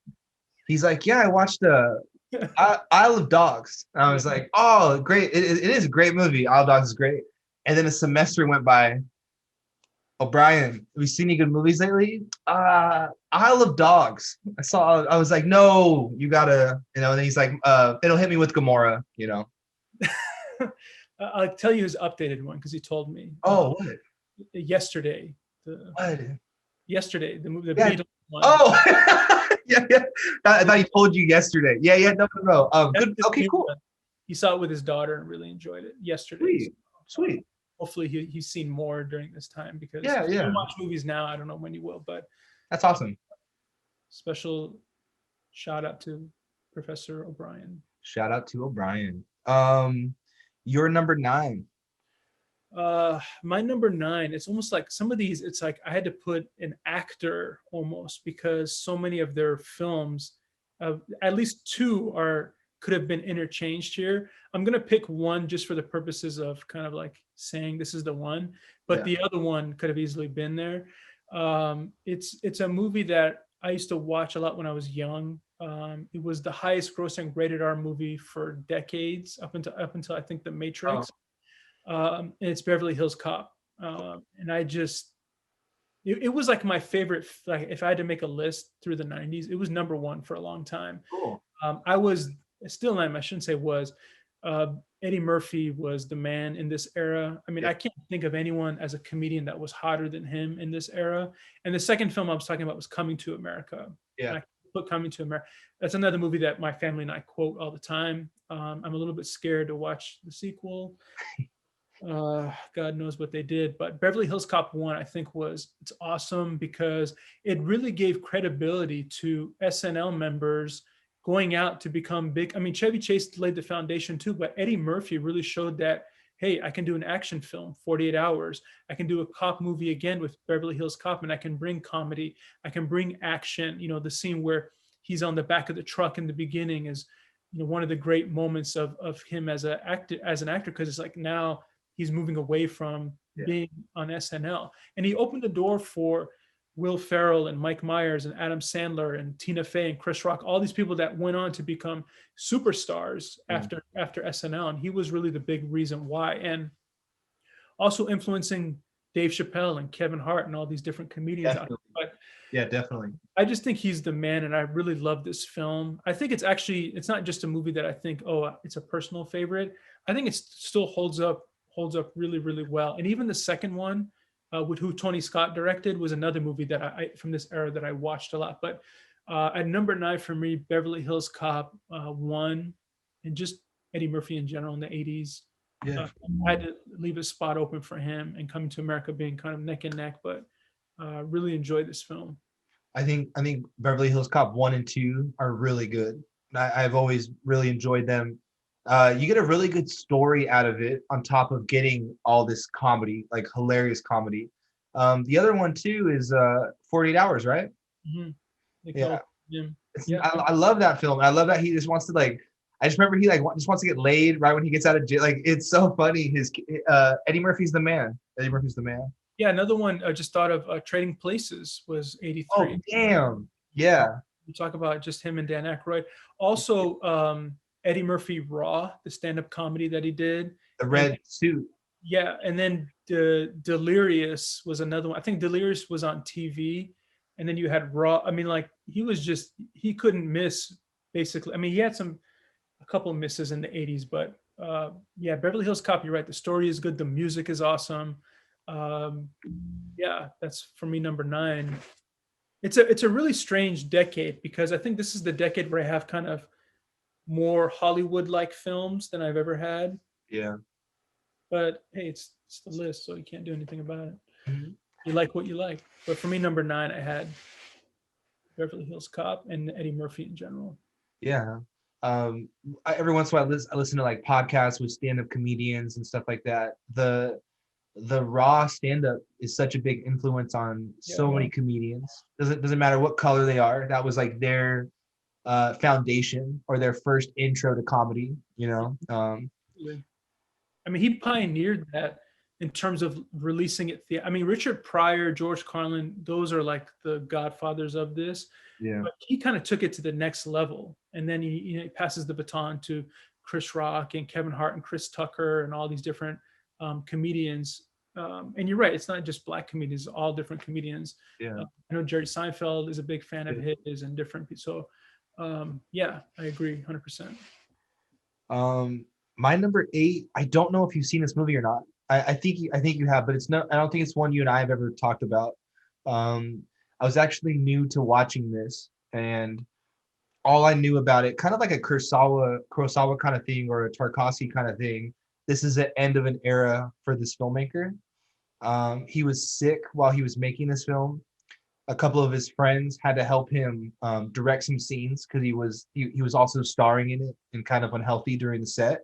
I went through all the special features on it, and it's just so heavy. But my number 8 is Love Streams, John Oh, okay. Cassavetes. Yeah, you just mentioned Yeah, that have you briefly. seen it? No, I have not. Fuck, I'll get it to you. I can't believe some of the scenes, and then the watch the special features and how to jump back to watch certain scenes.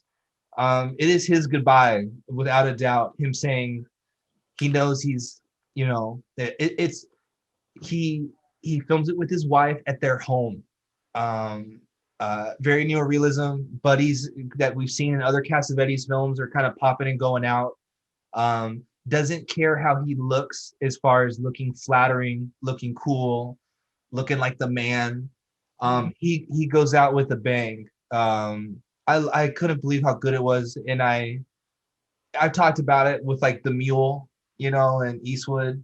Um, I that's hardcore to make a career, and I think I hopefully if I could live a long, kind of fruitful life, that's a really heavy situation to be in, and I kept having a lot of empathy for the situation he was in, and that's what he wanted to do with his last days, and very admirable, and just John Cassavetes is the man. He's a big influence on me among other filmmakers.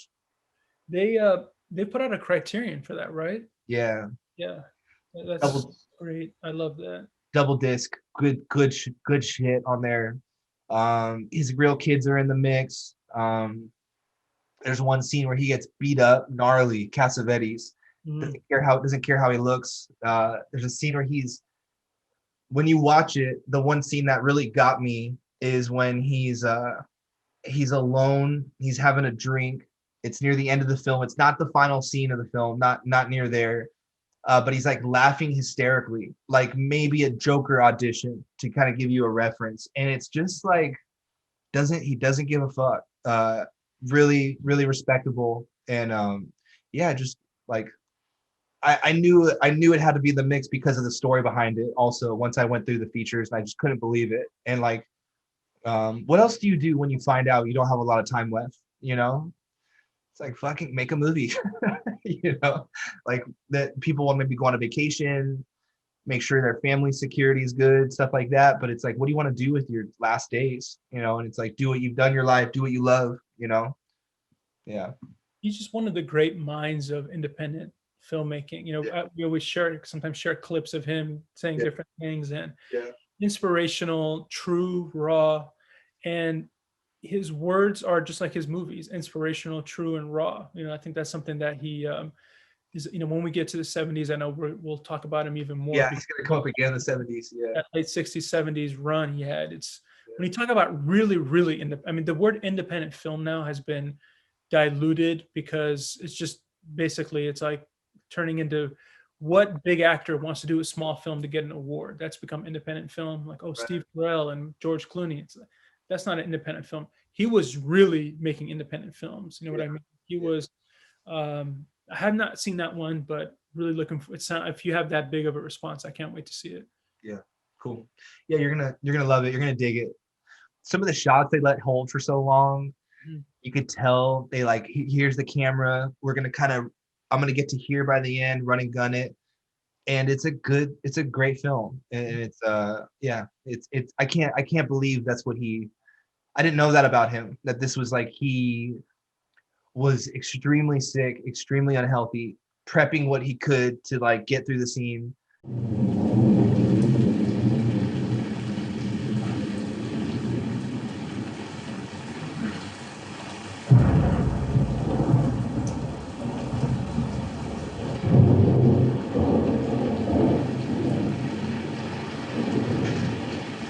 Who the hell is that?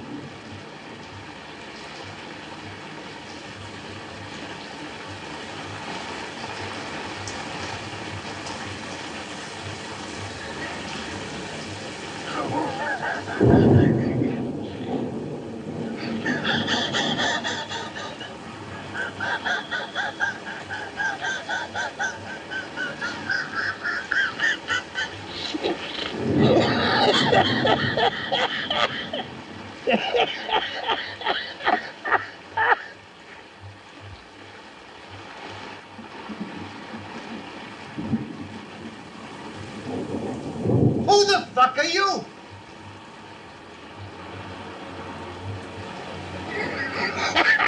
Who the fuck are you?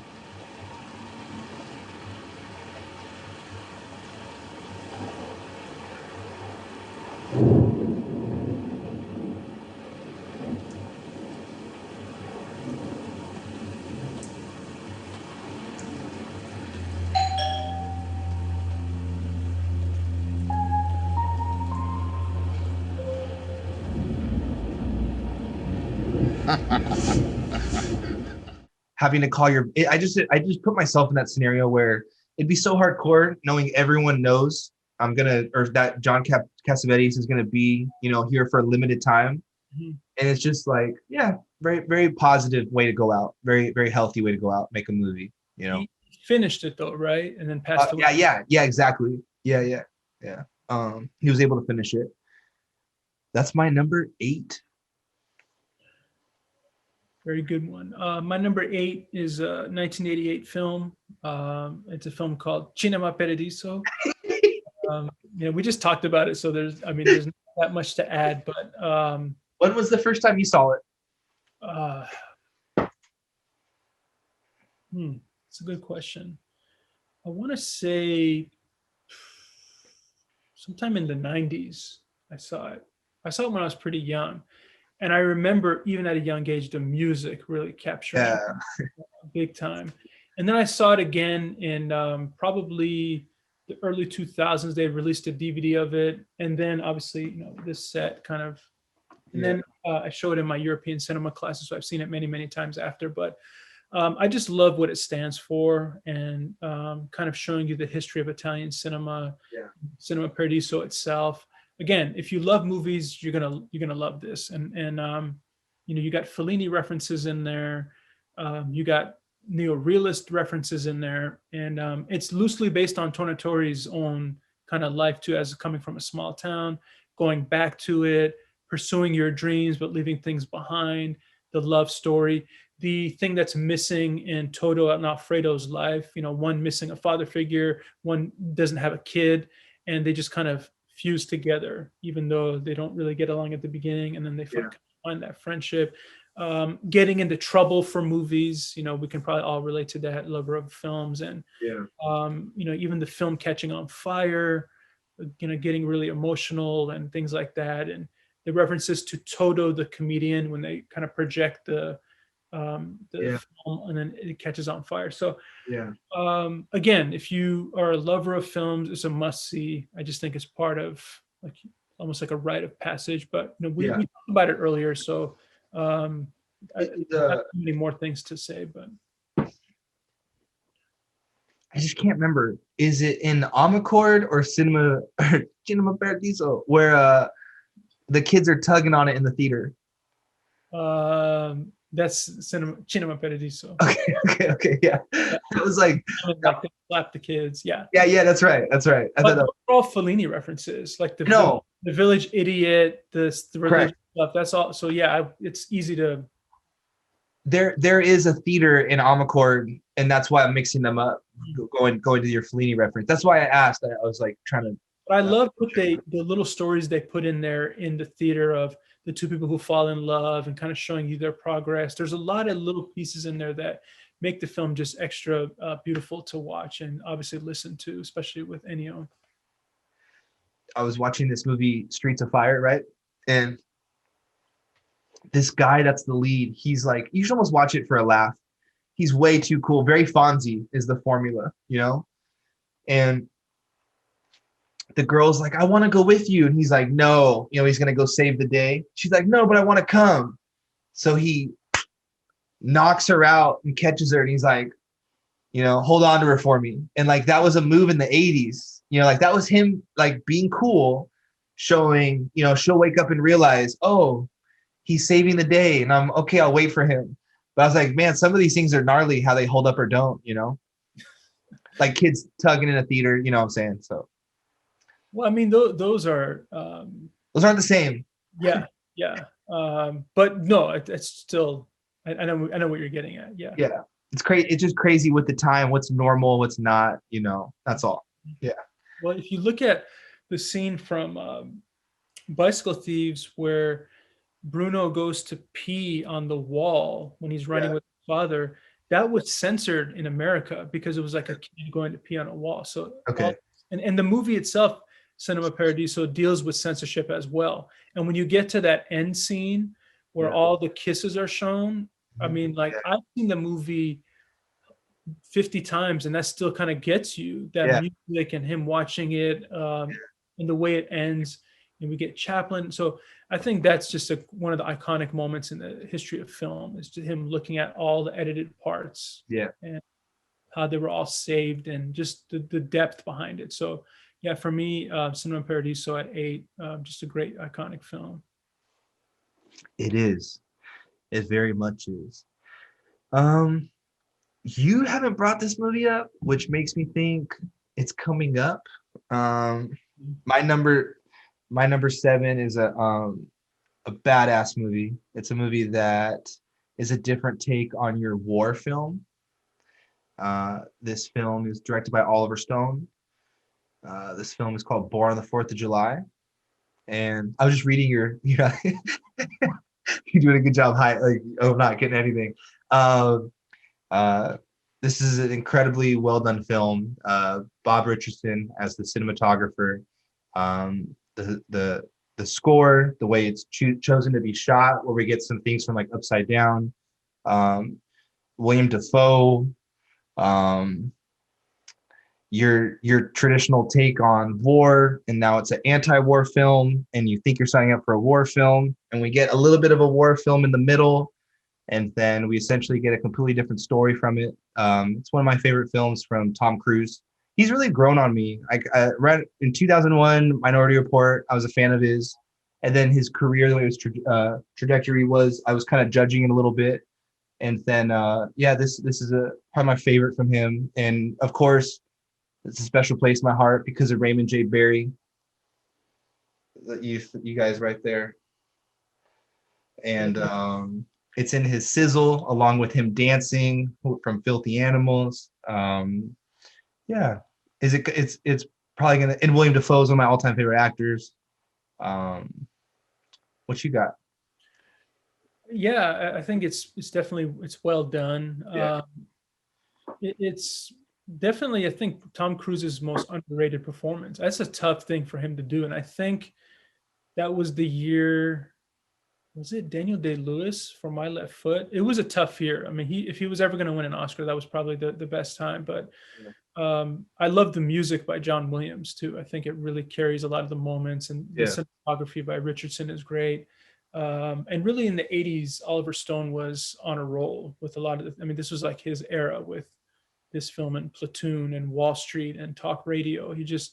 He was hitting home runs left and right. And I think this one, really powerful film. And one of the first films I saw Ray in, and even my mom is a fan of this film, and she says she always remembered the scene where he's crying and all that stuff. And just really well done film, and really shows you war from those different perspectives, as you said. And that scene where it's him coming from, like him after he's been shot, going into the helicopter, kind of like they do like a steady cam run, and they go into the hospital, and you see just the chaos of all the soldiers. And when you think of the Vietnam War, that's tough. The soldiers didn't even get that respect that they should have, like when you come back from war, especially World War II, you had all those honors and respect, but because Vietnam was so polarizing, these soldiers came back and didn't have a support system. They didn't have anyone to care for them. And a lot of them ended up, either in drugs or things like that. So Yeah, I'm glad you brought it up. I think it's a really solid film from this era. They do a really good job too of like war movies. You picture the guy and he's like standing at the top of the mountain on a pile of bodies. And he's like cocking his shotgun. They do a great job of giving you the guy from a small town home. He's got big dreams. He's not going to live a selfish life. He's going to give back. He's going to go to the war. And I love that I love that we see him come home and we get to see the behind the scenes, like the PTSD and the reality that it's probably like for a lot of people. And I don't know a lot of films. There's a film called, is it Stronger, with Jake Gyllenhaal? He goes through his injury. And then we got like Forrest Gump with Lieutenant Dan. And like, I just don't think we've ever gotten to spend that much time with that character and get to see the personal experiences before how they were and how it affected them after. And it's a really Kendra and I thought we were gonna fall asleep to it. We put it on and we both immediately felt like that movie's insanely good and we could have watched it immediately again right away. Yeah. Ironically, I would put My Left Foot in that same category because it's the same thing. I don't know if you've seen that one, but I think that's the one that's who Tom Cruise, Dana Day-Lewis in that role. Got it. And another one that comes to mind for me is Diving Bell and the Butterfly. I think that's another one in terms of showing you someone that's been paralyzed from a different perspective. I think that's an awesome film. But yeah, I agree. The performance, everything was great. Because you can get a film like The Untouchables, right? And it's very, you get some harsh reality, but you get a lot of like positivity and Hollywood from it. This is a gnarly film. He paints a really crazy picture. I would love for anyone to watch that before they signed up for going to war. They grow up watching these. It's a good approach for educational purposes. I mean, you have the ideological thing of what war might be, and then when you're actually in it, it's not what you think it is. And obviously, there's a lot of things you see. And if you are lucky to survive it, you still come back with, I can't even imagine the things that people go through. And then trying to figure out where you fit in, where kind of like a Sound of Metal, right? You have this new thing. What community do you fit in best with? And he even goes and visits. Is it like Thailand? Where does he go? Right? Is it no? Yeah, no. Is it Mexico or Thailand? I feel like the women weren't. It could be. I think it actually absolutely could be. But like that's when he sees William Dafoe's character and nasty world. But at first it's like, okay, there's a bunch of guys that I can relate to. This is probably a good community for me. Then you realize it's another type of poison, and we will hear Raymond J. Barry talk about, the manipulation he got from Oliver Stone. They put a pillow there because he doesn't have a tummy. They wanted to give him a little tummy. He said he shaved the hair down to give him a little receding hairline.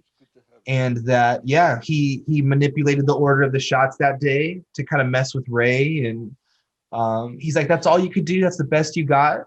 And it messed with Ray all day long. And that's why we got the best performance out of Ray. It's really cool. Yeah. That's my number. That's my number 8. Or no, that's my number 7. I'm sorry. My number 7. Good choice. My number 7 is, speaking of the last film from a great director, this one, if you're going to go out, you might as well go out like this.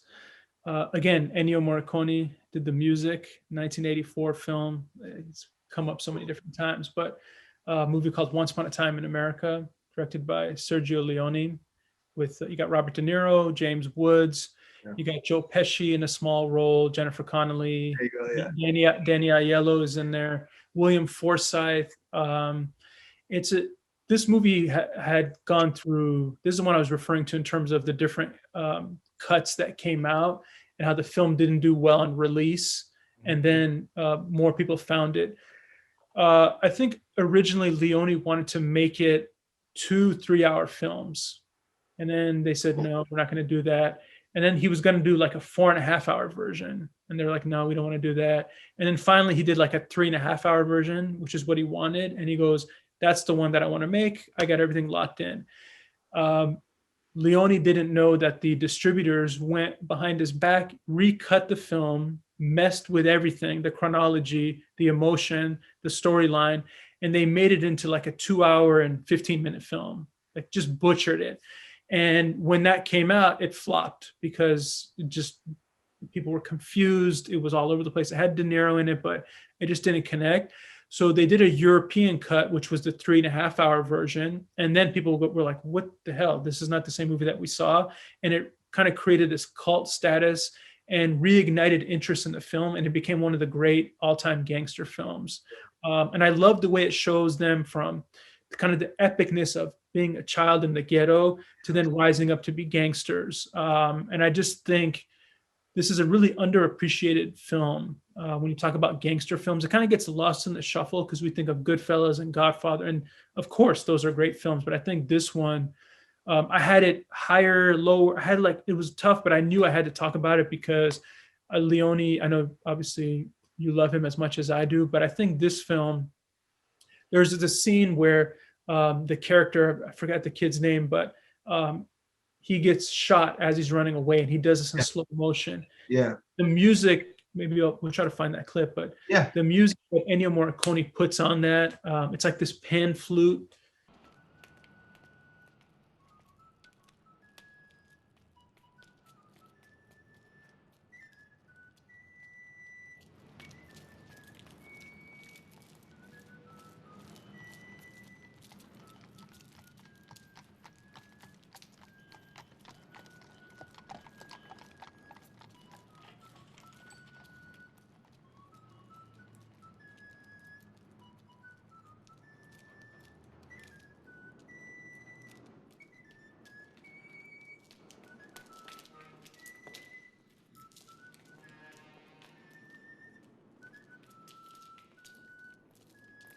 Bossy's coming, run!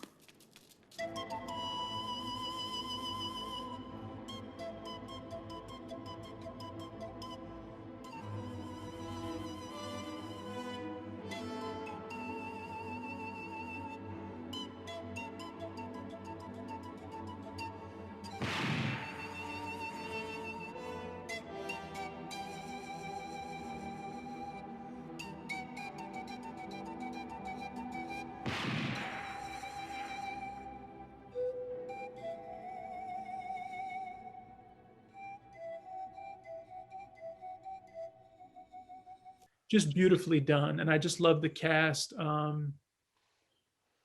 Yeah, just great film. And I'm glad that they were able to kind of recut it and put out what Leone wanted. But that was his last film, unfortunately. But, you know, he's one of the legendary directors. The whole Once Upon a Time in the West, Once Upon a Time in America. Yeah.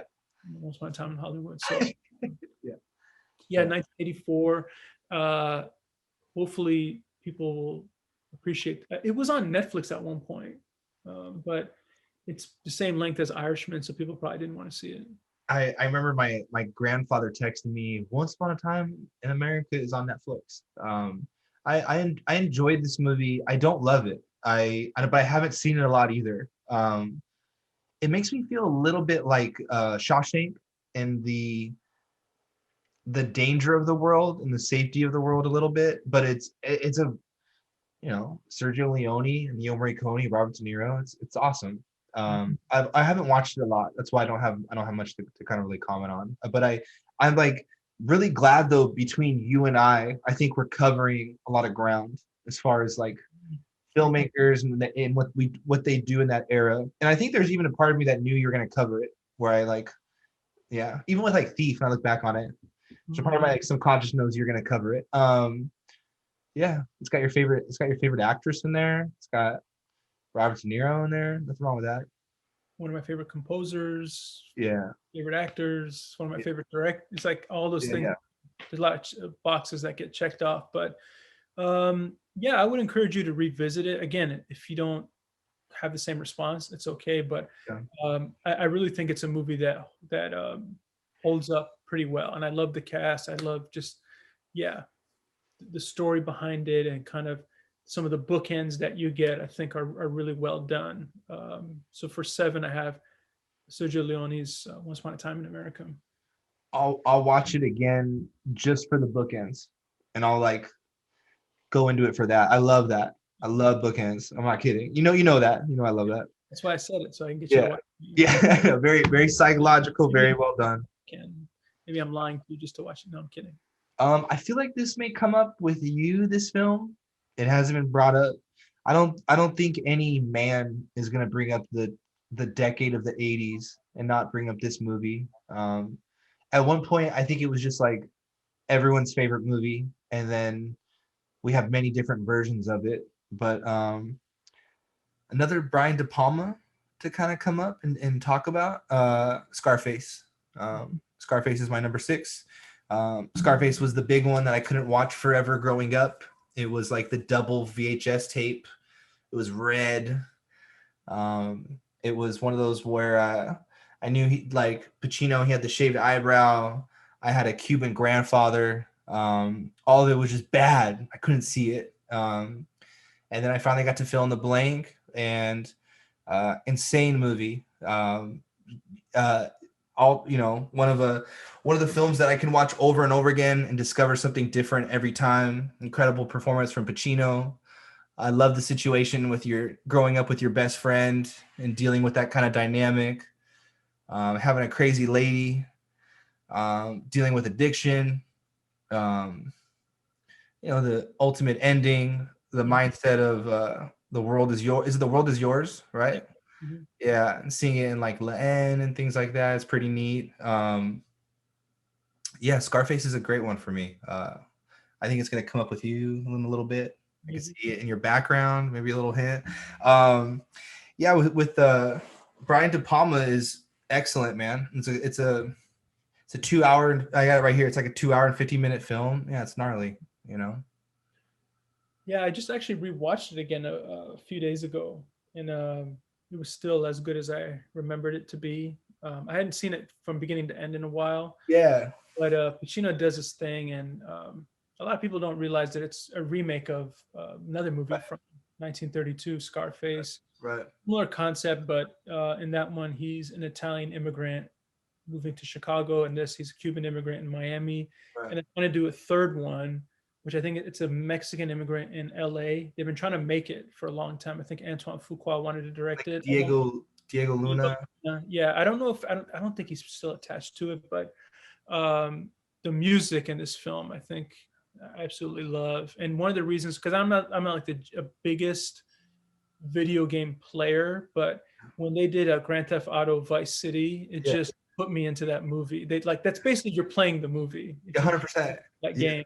And me as a film fan, it was kind of like, if I'm going to play a game and it's got a connection to movies. Yeah. My brother and I, we loved the music in that game so much because it's all connected to the movie Scarface. We would just do in Grand Theft Auto, we would just drive around and kind of change the radio station and just kind of cruise because kill hookers. Well, I'm not going to say that, but don't. We would just drive around, but it's a great film, and Pacino does his thing. Right. Again, I classify him as one of the best yellers in the history of film. It's hard to be a great yeller. Yeah. He's one of the best you're ever going to see. Yeah, him and the Irishman yelling. It's like it's a fun blend of like scary, danger, and humor. Something that I credit Scarface to, though, when we talk about the music and the use of music and montage, the use of music and montage, and how you can tell a story and like show don't tell, and they get a lot done with montage. It's incredible how they put sequences together. The Push It to the Limit one is my favorite montage. Yeah. Right. Counter. The painting, the tiger. Yeah. It's like him at his peak. But the end of the montage, you see that things are starting, and that kind of leads to the downfall. So foreshadows too. So And the interesting like dynamic with his sister and the story and that, all that's crazy. The 1932 one had it in there too. The kind of the weird incest thing that was going on. Right. So they kind of borrowed it from that, and even the World Is Yours is from the original 1932. And that It's a travel agency that he see at the end of the film when okay. Tony is killed. He Okay. goes to that travel agency and it says the world is yours. And then in the film, it's the blimp that it's Yeah. the same thing. And then over the years, La N, different people have taken it. Yeah. Well, then I only know that because of watching La N in your class. Capone, right? It's based off Capone, the 30s one, or no? It is loosely based off Al Capone. Okay. He was not happy because he didn't approve it, but that was Al Capone's nickname was Scarface. So, Right. and a lot of the things that he did with the Chicago mob, it was based on him, and the differences with the Irish and Italian mob, the fight, all the massacres and stuff that happened. But I think the original one is great. I think the 1932 one, it actually Universal like basically rediscovered it in the 70s and re-released it. And I think because Oliver Stone wrote Scarface, and I think that ignited the rediscovery of that film reignited the remake. And then when the film came out, it wasn't like a massive hit. It did pretty well, but I think it just, like rappers, everybody, it's their favorite. Yeah. So it became one of those iconic movies. Yeah, just like the lifestyle, and they just watch the movie on repeat and like think you're in that world psychologically. It's pretty crazy, when a movie's like your life, your anthem. Yeah, I know it's probably gonna come up. You probably got like a little mini essay on it when it comes up. Yeah, that's Great choice. That's number 6. Number 6. For me, my number 6 was my number 1 when I was younger, and it could still be number 1. I love it just as much. Not a big fan of superhero films, but this one for me is easily my favorite. Batman from 1989. Yeah. Cool. I think it's the first film I remember seeing in theaters. Cool. I was very young, but I remember waiting in line with my brother and my parents and just being amazed by it. My brother and I killed that VHS. We watched it all the time. I had all the action figures, the shirts, all the tie-ins with the merchandise, like everything. I thought this movie was great. I was already a fan of Michael Keaton, Beetlejuice, talking about this era too, but it was really the thing that started it all with modern era superhero films.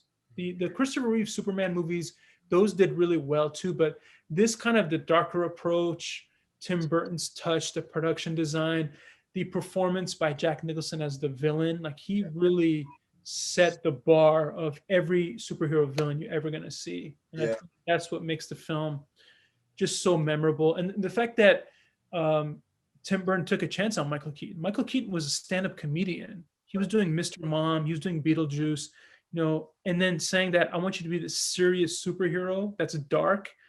And the fact that Michael Keaton pulled it off, I think was a great move by Tim Burton. I think that was an awesome risk that he took, that really a chance that he took that paid off big time. So the production design, the music by Prince. My brother and I had the soundtrack. We had the Danny Elfman soundtrack. Then you also had the Prince soundtrack. Yeah. I just love everything about this film. And like I said, I'm not the biggest superhero fan, but if I had to pick one superhero film, my favorite, I think the 89 Batman is always going to be number 1. I love that. That's awesome. Yeah, it's that's the best scene where he's painting on everything and Prince and dancing around. Yeah. I'm guessing it's going to come up on yours because I can tell by your body language that you don't want to say anything because you have it written. No, down. I said it earlier. Remember this? Remember I did this? It wasn't my top 10. But I did this about Michael Keaton. Oh, you did. I'm sorry. Yeah. No, you're cool. No, you're cool. I know you're a Batman fan, but this I 10. I have I think because I was born in 91, the second one kind of hit me gnarlier because I had I think my family took me to see that when I was like 2 or something like that, the 92 one. I have the plate in the dish from the original Batman situation. I'm gonna grab it. Yeah. Hey, I did my. I know. That's why. I was like, I got you. We'll even out the. While he's waiting, I'm going to show everyone the Blade Runner. Yeah, keep going, Elyusha. Keep doing it. The Blade Runner box one more time. Comes with the car. Origami. If you've seen the film, look at the shine I'm getting. Of course, Blade Runner. You're a detective, so you need files. But in this case, we have storyboards by Mr. Ridley Scott. Some images from the film.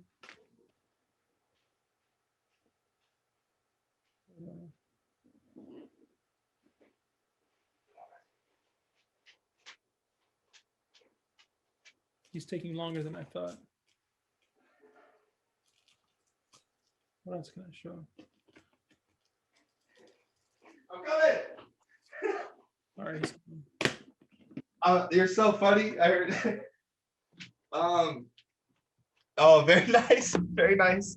I had a married moment where Kendra was like, "What thing? Oh, I put that." So I owe you an image of that. I'll try to put it up on here what I have, but I have the original cup and the plate, and as a child I would eat from it. Yeah, the Batman, the VHS tape is an incredible cover also. To just have the centerpiece of it and not need starring directed by, who will be in the nighttime. None of that shit. Just a blank. It's incredible, an incredible VHS cover.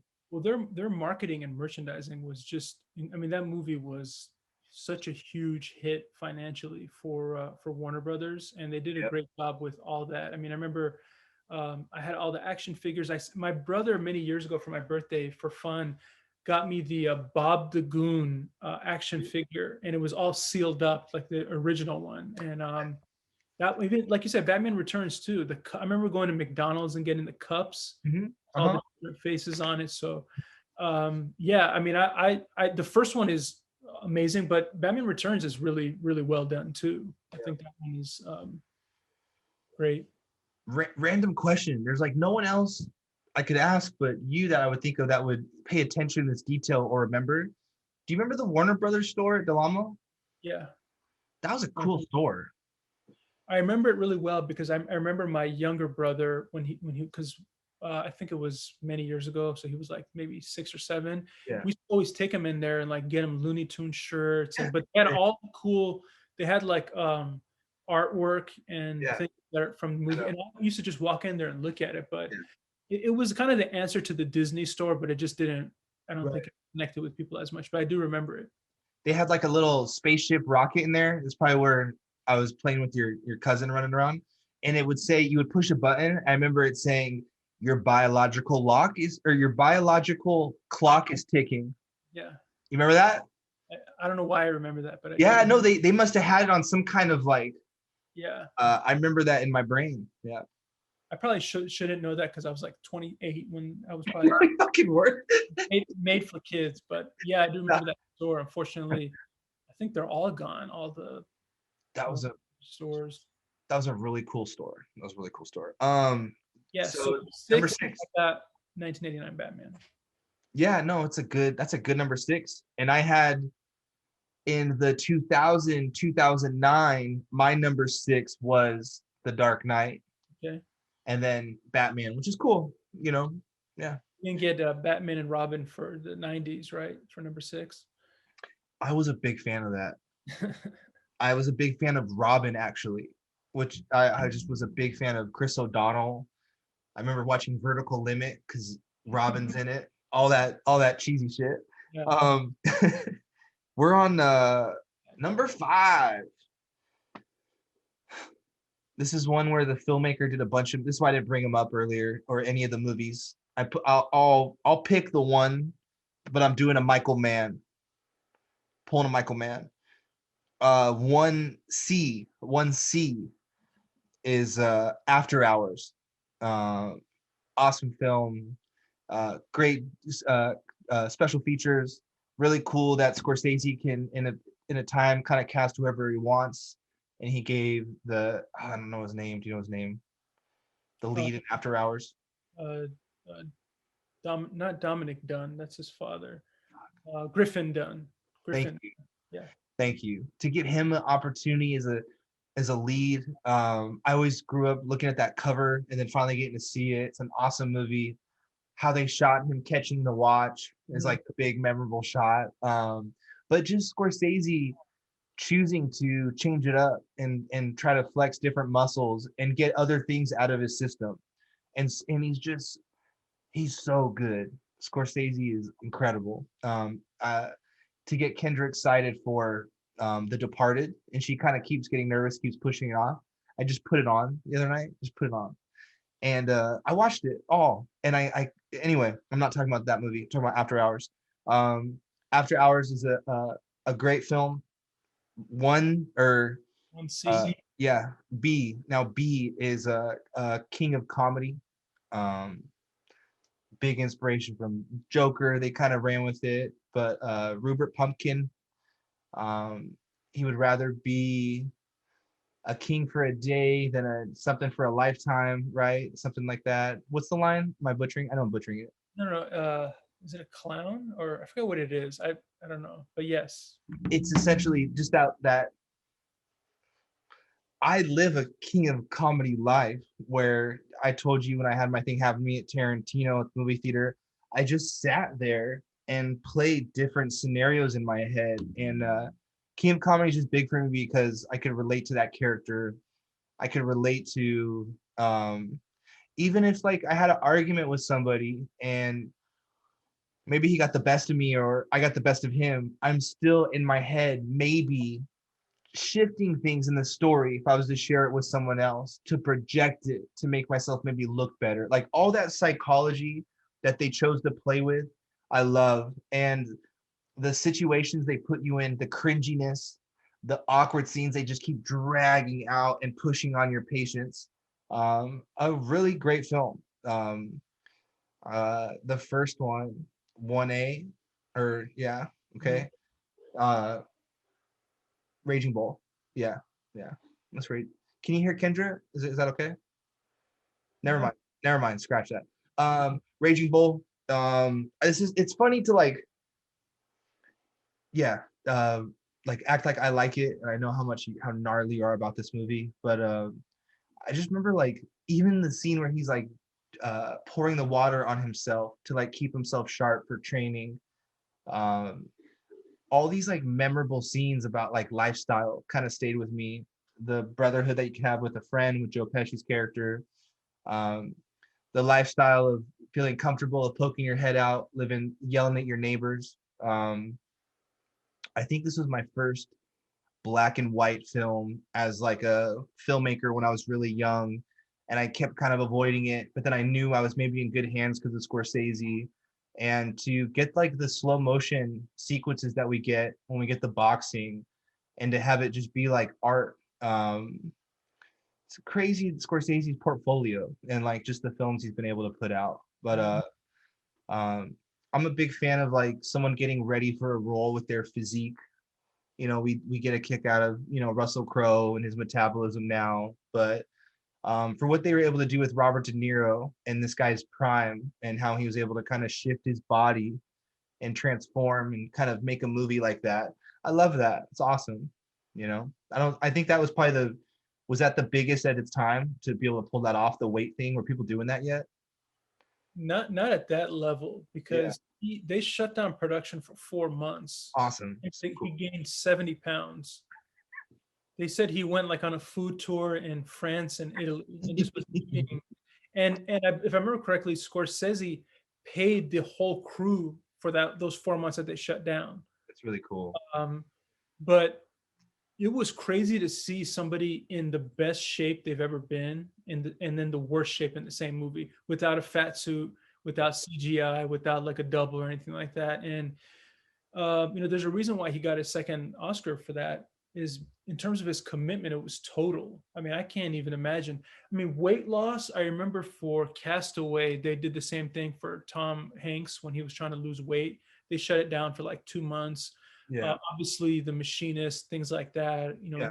Russell did it for The Insider, but yeah, that was one of the first occurrences of extreme Yeah. 70 pounds after being in the best shape.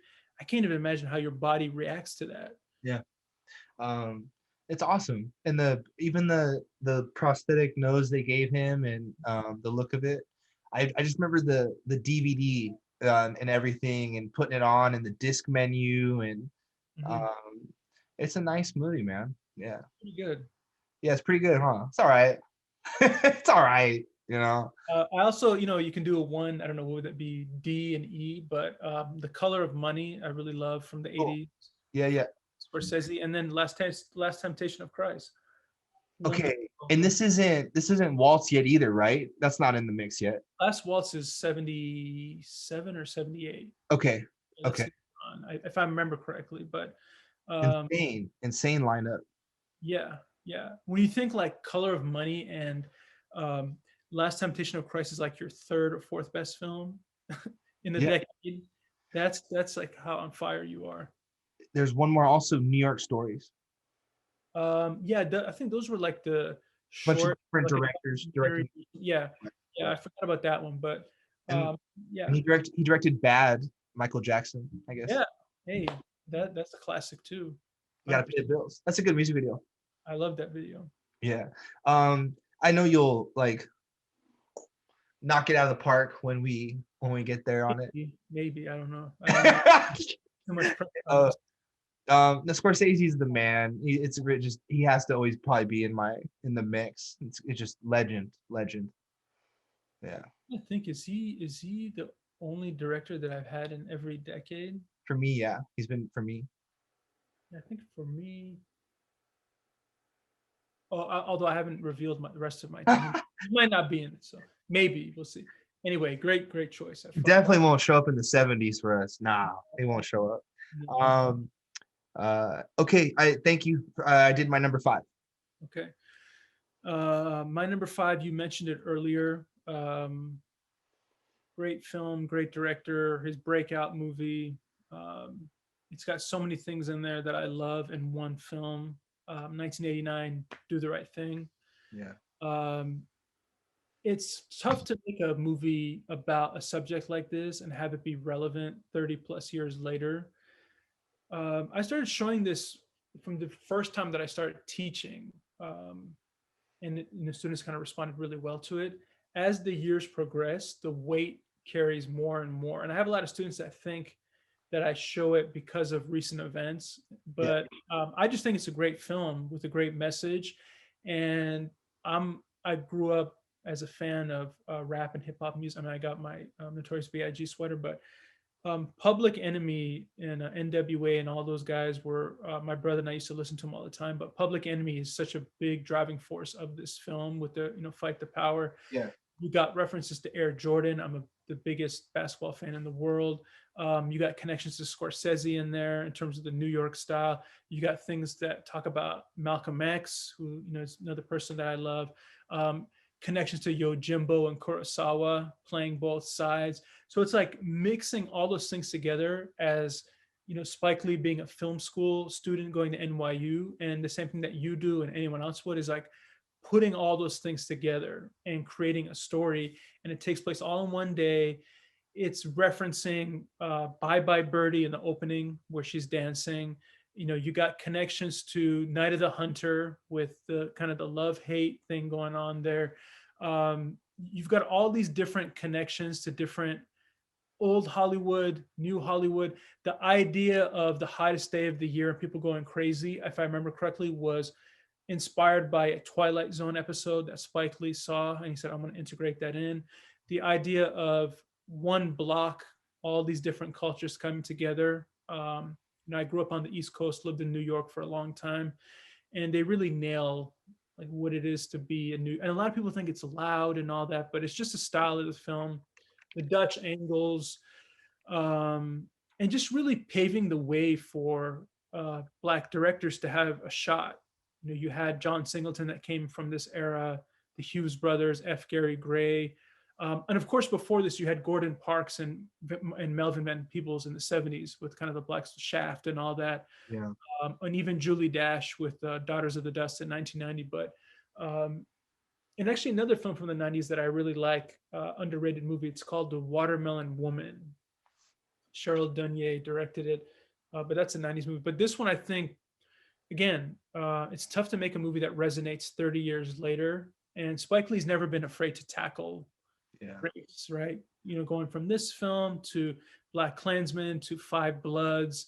And it really was overlooked when it first came out. It didn't really get the recognition. Funny enough, we just were talking about him, but Scorsese was one of the biggest supporters of this film and tried to get more recognition and things like that. And Danny Aiello, Best Supporting Actor nominee, just passed away recently. So yeah, I've seen this movie so much just because of showing it in class, and it just still has the power behind it. I mean, you get such great early performances from Samuel L. Jackson. You got Martin Lawrence in here. You got John Turturro. Obviously, Spike Lee having a role in there. His sister is in it. You have Ruby Dee and I'm trying. Why his name just I don't know why it slipped my mind. The one who plays the mayor, Ruby Dee and not I was going to say Ozzy Davis. Ozzy Davis. I don't know why. You're good. I My got you. mom will kill me that I forgot him. It's a little bit late in the evening, just as a heads up. That's why. Yeah, we've been going hard. We caught up before this, and like, yeah. No, you're doing great.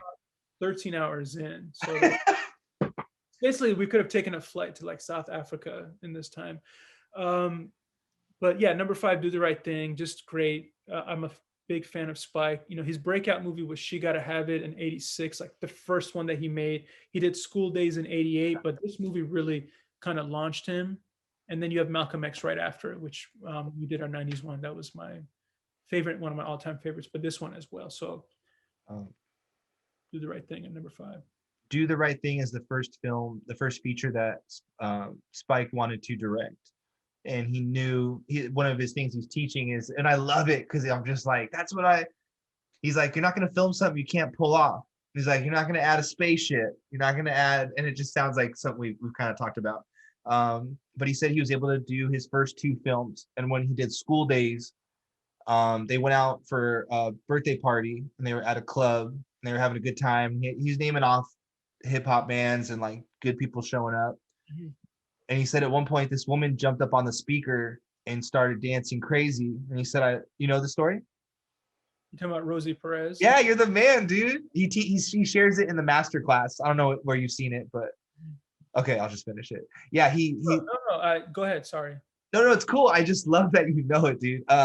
He saw her dancing crazy. He was like, she's destroying the speaker, though. We got to get her off. They tried to get her off. They couldn't. And she started yelling back to the guys, and he immediately was like, how I've never heard anyone talk like that. And he got her. And I think that's just really cool. You gotta hunt people down, see something special, and utilize it. Yeah, I think that was her first film role. And if I remember correctly, she's had some couple negative things to say about that scene where she has to undress. Oh, okay. She said like she really didn't want to do it. That's why they don't really show her face. So it's a tough scenario. I mean, yeah. You got to be respectful of something like that, no matter what. When you talk about taking your clothes off, like the person's, we can go back to the Disaster Artist, Yeah, I mean, exactly. it the wrong way. But anyway, the movie I think has so many great elements, and I'm, like I said, big fan of Michael Jordan and sports in general. But he also directed a lot of those Air Jordan commercials from the '80s, and really was one of the launching pads and reasons for the success of the Air Jordan brand, which has become I think it's like one of the top selling shoes you're ever going to see in the world. It's still, Jordan hasn't played basketball for 20 years and it's still the top selling shoe. So yeah, this one was easy to be in the 10. I'm sure you knew I had it in there. It's like kind of playing around with 3, 4, 5, but I had it in at number 5, Do the Right Thing. Yeah. I think what's nice about you throwing that in your class and throwing it in the mix is it's in a good way. It's challenging us. It's not so much educational and history of cinema. It's also challenging us as the viewer. I remember it hit home, and it was in your class in a good way. It was loud, and it like the scenes counted, and the way the editing style is, and Samuel Jackson is your DJ. It's a cool movie. Yeah, really, really well done. And also just the idea of Malcolm X and Martin Luther King, they keep popping up. Yeah. The film really shows the differences between the two. They came together for certain things, but their philosophies were different. And as I mentioned when we talked about One Night in Miami, Malcolm X's words seem to be resonating more and more as the years progress. Because I think everyone, you could easily get behind Martin Luther King because he's always talking about equality. I have a dream. It's all kind of really inspirational. Yeah. And Malcolm was speaking raw, and I think people didn't like that. But rawness will always, you're going to find an audience, because I think no matter what, people love truth more than anything. And I think that's what Malcolm did really well. And that's one of the reasons why I'm glad that things like One Night in Miami get made, Yeah.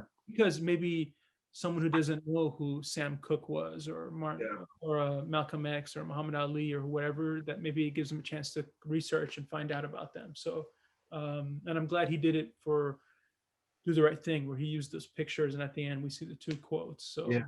Yeah. yeah, really, really great film. Like I said, if you can make a movie from 33 years ago that can still, like a social film that has Yeah. a like that, and it still has that power, that really shows you did something unique. Yeah. He's becoming one of my favorite filmmakers. And like, not to just make a film to tell a story, but to also, do you have anything else to say as far as a message goes? Yep. We'll talk about it later, but I did see Summer of Sam, and it was like, Yeah, I remember you told me. Yep.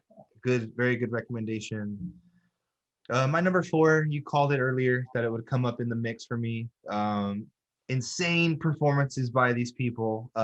Sometimes it's like a Raymond J. Barry in a way, where you see them and they're known for being side characters. And I had never seen this actor in a leading role. I like the mood of this film a lot. I believe Ry Cooder is the, am I saying it correctly, is the composer of the film. I listen to the score all the time. I listened to a lot when I was writing for Filthy Animals. The film, you know what I'm talking about Wim Wenders, Paris, Texas, and I'm also talking about the actor Harry Dean Stanton. I love this film. It's heavy. The mood is good. I hope to make a movie like this, even though I was talking about Spike Lee and like a message. The vibe of this movie and the pace of it, and being disciplined enough to make a film at this pace, is just huge goals. And the exchange that he has with his woman in the third act is extremely emotional scene. And kind of, I've seen the movie like now a handful of times, and I just can't believe that performance in that scene. And like I don't know if it's the choice of like, does she know that's him? And all of it's really, it's a big, I love that movie, man. I got the poster this week. I bought the poster. It's a French version of the poster for $17. That's a good deal. Yeah, 27 by 40. And it's just such a cool image. I'll send you a picture when I have it. Payment, and I don't know if you have any room for 27 by 40. Hey, Kendra goes, cool. Where the fuck is it going? You gotta start decorating other parts of the house now. Maybe in the bathroom, or I don't know. Yeah, I'm looking at some good wall space right here. Yeah, Wim Wenders also did a film called An American Friend with Dennis Hopper, and this is my favorite out of his films. Yeah, definitely the whole father-son travel, the coverage of the movie, and then just for me, the biggest thing is the score. Definitely, in that final scene, in that showdown, and the way it's shot, and the reflection, just it hits home on some stuff, you know. I had this one neck and neck with Wings of Desire. Sweet. I like Wings of Desire a little bit more, but I also knew that you would talk about this one. So Yeah, I'll leave it for you. Right. You've mentioned how much we've discussed it a little bit. Yeah. And I just love Wim Wenders in general. But Harry Dean Stanton he was like one of those guys that would do anything in any role, and he would just be great at it. Yeah. I think he just passed away last year, or a couple of years ago, but That's correct. he Yeah. was a great character actor. He's another one of these kind of Raymond J. Barry type actors that just never really got like the big roles, but if you ever gave him a leading role, he would just destroy it in every way possible. And he just had a really unique face, like just his body language, everything is. Whenever someone can get that lean in their face, like just have a low body fat and be very lean like that, you can get those. It's better for lighting. It's yeah. No, I agree. And the Criterion set is pretty good too. Of Yeah. the Paris, Texas one, I really liked it. That's the first time I saw it. Mhm. Um, I've gotten to see it on a big screen in Costa Mesa once. Nice. I didn't know that. Yeah, they had their pre-COVID, definitely pre-COVID. Um, Was it? The not the Frida, right? No, that's Santa Ana. Where'd you see it? it's so weird. It's this. I'll send it through you. I'll send it to you through Instagram. But they were essentially like shooting the month at a time. The calendar. It's a little place in Costa Mesa. It was okay. It was a little run and gun. But they do double features all the time. They never have new films. Okay. Yeah. Um, I don't know how they're doing now. Fuck. Yeah, I always think about those places. It's tough. Yeah. It's cool to see some of these movies though being born in the 90s or 91 where you can get an opportunity to see some of these movies on the big screen. If I could ever see Once Upon a Time in America on the big screen, the 3.5 hour, I'll do it. Me too. Yeah, I've been wanting to see Lawrence of Arabia, the like Mhm. 70 millimeter. A couple of times they had it at the Egyptian, and I missed it. But there's certain films you have to, obviously before we were born, it's not going to, you can't see it. But after the fact, that's the good thing about some of those Awesome. theaters that play those types of movies. I'm all for it. Yeah, my number four is Paris, Texas. It's a cool film too as far as the title goes. Well, for the longest time I didn't know what I was signing up for when I saw that title, and then you fill in the blank. So I didn't write them down, but I think I had this one as in your kind of top five, and I have two other ones that I think you're going to say. I didn't write them down, but you'll have to Oh, believe me when I tell you. yeah, no, I do. I'm almost positive one is in there. The other one I think, because you've talked about it before. But anyway, that was your number four, right? Yes. Okay, he's checking. Um, my number four is a film that my father absolutely loves, and he's kind of the person that would have it on all the time, and I would watch it with him, even at a very young age, and it still holds up really well for me. It's been a while since I've seen it from beginning to end, but the performances, obviously the music, because of who it's about. Um, I remember, speaking of posters, you talked about the poster for Batman being iconic and remembering it. The poster for this film was one of the first posters I saw that just caught my attention, even at a young age, and I still love the poster. And it's a 1984 film called Amadeus, directed by Milos Forman.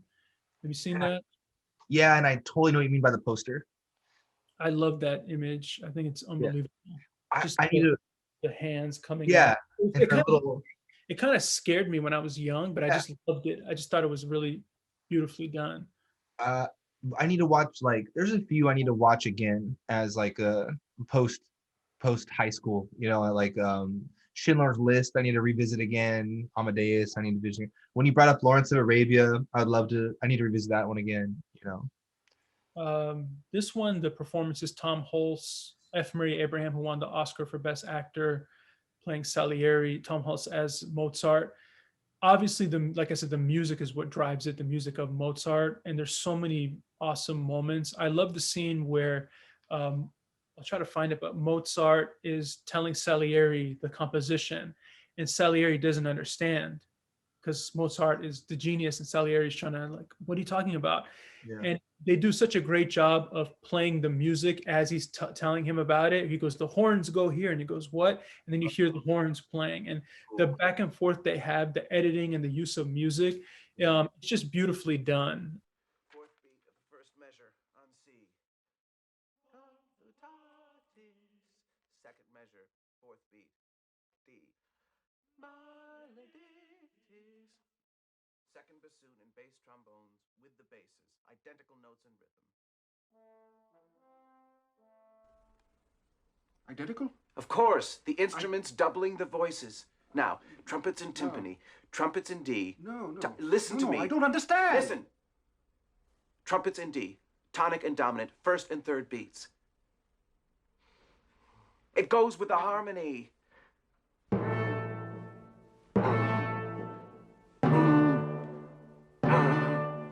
Yes, yes, yes. And I remember my dad had the cassette of, it was like 2 cassettes of the music from Amadeus, and it's all Mozart music. But I just think it was the production design, like the sets, the way they created them, unbelievable. And I think Tom Hulce is a great actor. I don't know what happened. He didn't. I think it was more of a theater guy. And Milos Forman. I think this film and One Flew Over the Cuckoo's Nest are the 2 great films that he did. But for me, Amadeus at number 4. Again, that's my father being a big fan. Kind of sometimes you just get exposed to things earlier. I was watching this movie when I was like 6 years old, 5 years old, and I still really love it. I want to watch it from beginning to end at some point soon. It's been a while, but I can't imagine that I would love it any less because I've seen it many times. So yeah. How long is that one? That's like another double VHS tape, isn't it? Yeah, that one I think is 3 hours or so, somewhere around there. It's epic. I mean, when you talk about No. the scale of the film, it's but I just think it's just beautifully done. And F. Murray Abraham getting the Oscar for that, rightfully so, for that role. I like it. Between you and I, we're like I said earlier, we're covering good ground. Just to sprinkle it out. I need to revisit Amadeus. I've seen bits and pieces. I've never really watched it. I can't even really count that I've really watched it. I mean, it won a bunch of Oscars, including Best Picture, but I don't know if that film just gets lost in the shuffle for some reason. I don't know if people just don't connect with it as much, but I think to me, it holds up really well 37 years later. I had some movie I'd watch all the time, and it would play the trailer a lot. I could just hear the way he says Amadeus in the trailer and stuff like that. Yeah. Great poster, like I said. Still looks good. No, that is a good poster. Are we in the top 3? Yeah, that was my 4. So we are in 3, 2, 1 category. Right? Number 3. There can only be one number 3.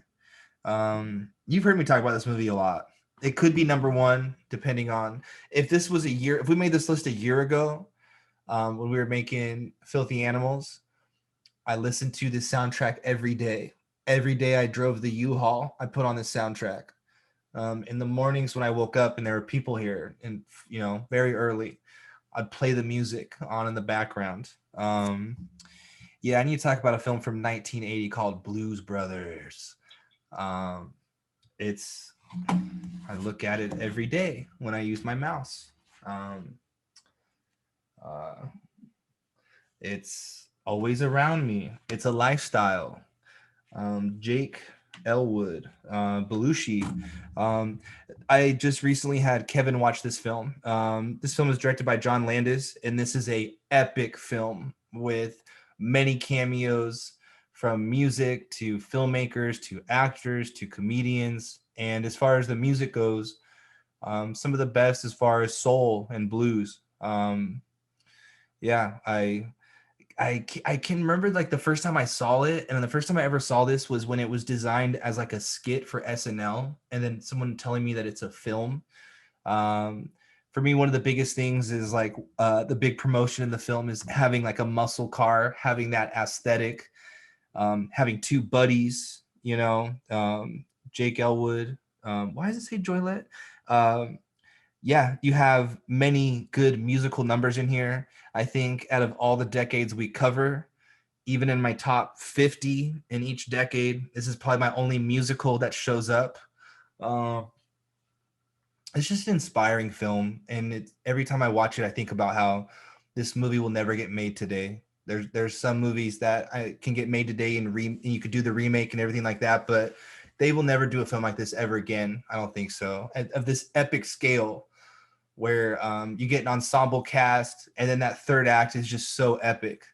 But the takeaways that I really use from it is introduction of characters, is like the use of music and editing, and like breaking the rules of your choices. When they first meet, the 2 brothers, after he gets out of jail, they give each other these like bright white backgrounds to cut on, this like angel heaven like feeling. And the whole film feels like that, you know, when James Brown is running the church service and they throw in a fit guy that can dance and do somersaults and they act like it's Belushi and he just goes off. That's the clip I want out of definitely what we talked about, him in the church just going off where you have to like let it out.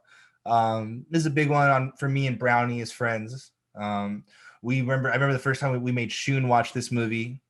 Yeah, just like it's just as I get older, I'm always going to want certain people to watch it and revisit it, and everyone can appreciate it. Because even if you get sick of your narrative nowadays, there's some great musical numbers in there. It's just entertaining. It's a very entertaining film, you know? And also, you know, we've talked about it a couple of times, but the stunt driving in this movie is, Yeah. It's and just, again, these are real. This is not like yeah. that. I can't, like you said, I don't know. I mean, the budget of this movie was skyrocketing. Yep. And I think John Landis directed it, right? Yes. He said that a significant portion of the budget went to drugs. Yeah.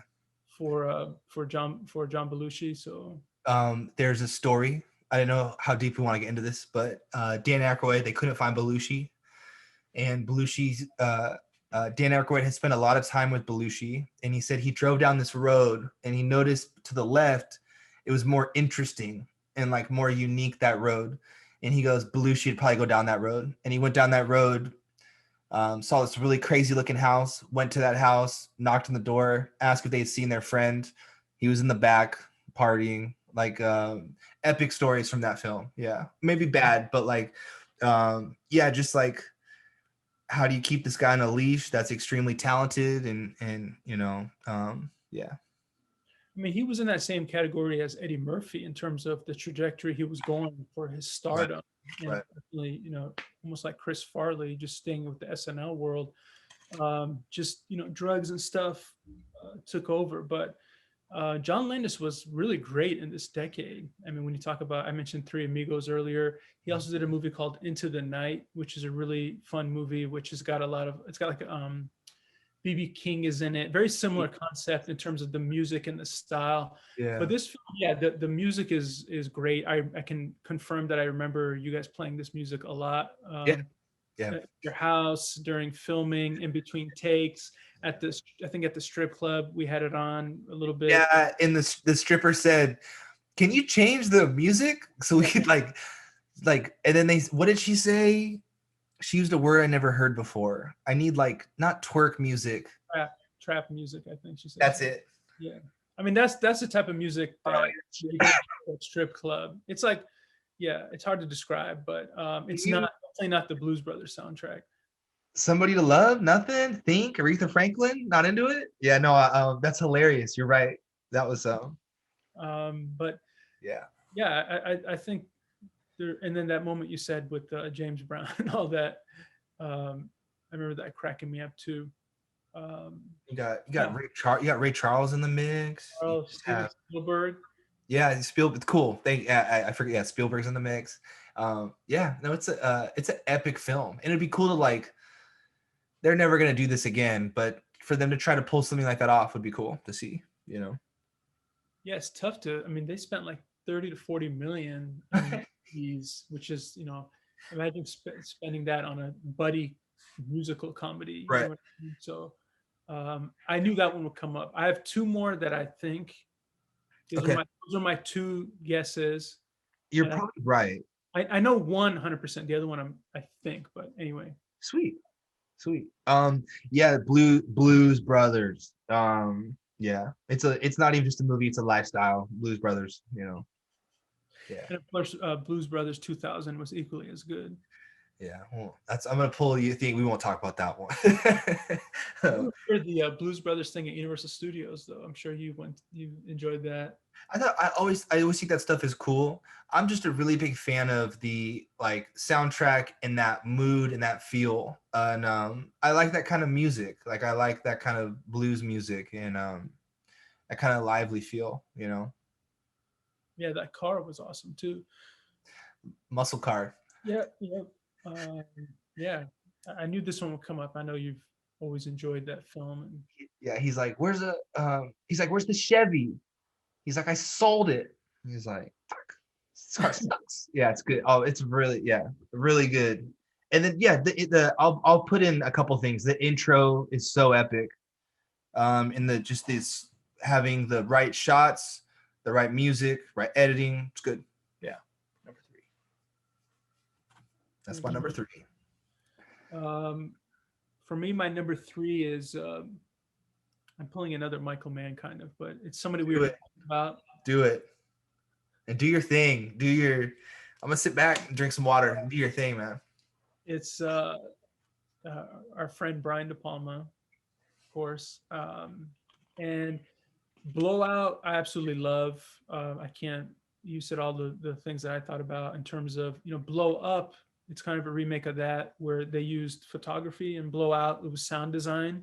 There's a sound designer, and I thought it was really well done, and the Criterion is awesome for that. But the 2 films from this era that I absolutely love, that's like 1A, 1B, obviously Scarface, you mentioned, and then the other one is The Untouchables, 87 with De Niro, Kevin Costner, Sean Connery, just unbelievable. Another movie, guess who composed it? The soundtrack, Ennio Morricone. So that's kind of the theme of my 10. If I had to select one just to put in, I selected Scarface, but maybe I should do Untouchable since you already talked about Scarface. But I'll pick Scarface because I don't know, they're both really good. It's hard. It's truly a 1A, 1B, but we talked about Scarface earlier in terms of the influence on, like rappers. It's all their favorite films, but gaining the cult status, being the remake of the 1930s version, all the memorable lines from the film, like Pacino and first you get the money, then you get the power and all that kind of stuff. It's like the ultimate rags to riches to rags story. You know what I mean? Like coming back. And that was something that even the original one did too, because of the censorship era. Definitely. I feel like people, this is what I was trying to say earlier and just like comprehend. I feel like people use this as like their Bible, like this is my blueprint. Yeah. The philosophy of yes. It's like the ultimate hustler type movie of I coming from nothing, I'm gonna make it big. And that's a common story, but going through drugs and crime is the problem. I just had like a flash where I get a lot of parallels between the scene in the hotel with Drive and the scene in the hotel with Scarface. The chainsaw thing. Yeah, and the way the blood splatters on Gosling and just the messiness of it, Oh, I agree. I think both are, you could categorize as there's a lot of blood used. Yeah, brutal, just brutal but kills.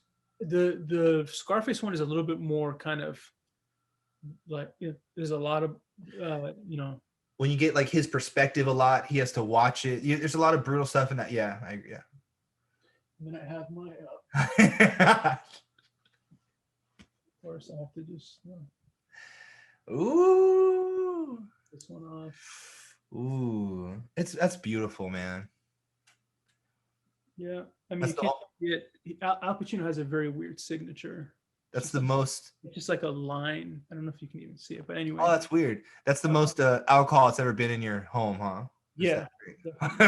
There's some bottles of wine that haven't been opened because. Oh, very nice.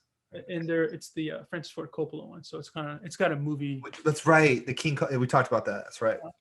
So I can talk about The Untouchables just as much because I really love that film, but I think. Brian De Palma is the man. I love him. Even the 70s, there's a bunch of stuff that I like. Casualties of War was another one he did in this era, which was kind of like his response to Platoon. Right. And in that documentary, which I love, the De Palma one, he kind of talks about his ups and downs of his career and everything. But I don't know. I'm trying to think. Should I say Untouchables or Scarface? Because I want to get Untouchables on the thumbnail. No. No, I'll go with Scarface. I know you have it and I have it, but they're both great. I just want to add something.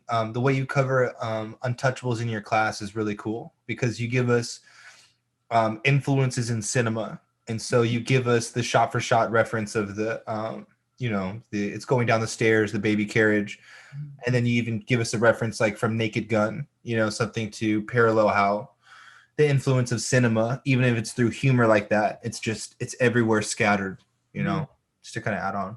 Yeah, and Brian De Palma he'll borrow from Hitchcock and a bunch of different people, but that scene you're referencing is the Battleship Potemkin, the Odessa sequence. Thank you. And then essentially the way that you work that in your class is really great. You know what? I'll try to put together 3 next to each other. That's kind of the history of film, is the DNAs and different things. And that's what I always show anyway, is just how, even though it's a silent Soviet film from 1925, it's affecting a 80's gangsters movie, and it's affecting Naked Gun. And that Odessa step sequence has been, influenced Star Wars and different things as well. So The Godfather was influenced by that too. So it's great. And speaking of De Niro, again, he gained weight for this to play Al Capone. He shaved his hair to kind of give him like that bald look. And it's just that scene at the end where they have the courtroom moment where they finally convict Al Capone. Because a lot of people don't know that Al Capone he didn't go to jail for murder. He went to jail for tax evasion. And you have that moment at the end, and De Niro is just so good in that kind of that chunky role. And Kevin Costner in his prime, obviously Sean Connery won Best Supporting Actor in this role. Just a great, I really love both these, like seriously, like it's almost like 1A and a half. And The Untouchables, my family and I used to watch more. Scarface was kind of more like my brother and I. I probably watched it too young, but like we talked about earlier, the soundtrack, everything everything clicks really well with this movie. So yeah, Brian De Palma is kind of like my 80's Michael Mann for the 90s. Yeah, definitely. I Capone, if you need to see a very accurate representation of his last days, you have Joshua Trank's 2020 Capone, starring Tom Hardy. Robert De Niro looked like a giant man baby in the Untouchables to me, in like a good way. I don't mean that in a disrespectful way, but like the way you described, the way he shaved his head, did his body, and the way he carried himself, it looked like just a giant baby, He did. Even just the way that he would walk around, but just that look with the cigar and the I love so many shots in this movie. I mean, the shot of after he takes the bat and beats the guy, and then like the blood goes, and they kind of do like the overhead shot, or even when they introduce him where he's getting the shave, and they kind of have that or at the end when Kevin Costner throws the guy off the roof. And there's so many beautiful moments in this film. It's a violent film, obviously, but I love the music, love the performances, everything. Many movies do this, but like it's cool when you have that intro scene for a character, or that character where you like Lucy Liu, in Kill Bill. She chops off the head. Capone freaks out. You got like you can see their position of power when you have a bunch of people around. You could see they're scared. That was a great moment too. And De Niro that's his bread and butter. Exactly. He gets cut, and the face that he makes, and like you said, the reaction shots we get are really beautifully done. So great decade for Mr. De Palma. Cool. My number 2, I'm doing a 1A 1B. We're cheating this. It's our podcast. Fuck it. Fuck it. We're doing it live. I'm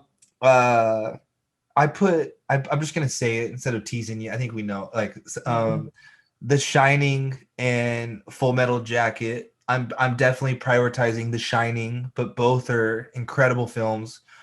For me, Full Metal Jacket, I'm all about the first half. The second half's fine, but that first half, incredible. Awesome. Just humor. You could suck a golf ball through a garden hose. All those incredible one-liners. Full Metal Jacket is a good job, gritty world. But to Vincent D'Onofrio's performance and get what we get out of that, and we get Joker and our drill sergeant Lee. Just an incredible film. Oh, you see this guy? He's starting to snore. Has he been in there the whole time? Damn. dog. Yeah. Hi, buddy. I'll put him in frame. Fuck yeah. The Shining, though. The Shining, I saw like a Disney movie. Saw it way too young. To this day, I'm still so disturbed by that scene where it's like a bear is giving a blowjob to like a duck, whatever their suits are wearing, and like he sits up and turns. That bothered me. That really bothered me. Really good horror film. When we were filming a big scene for Filthy Animals, Mina had a big scene to do, and Mina started jumping up and down to get herself excited and pumped up for it. And I just had like a flash of Jack Nicholson before he does his scene with the axe on the door. I just came for my flowers. Your fucking flowers!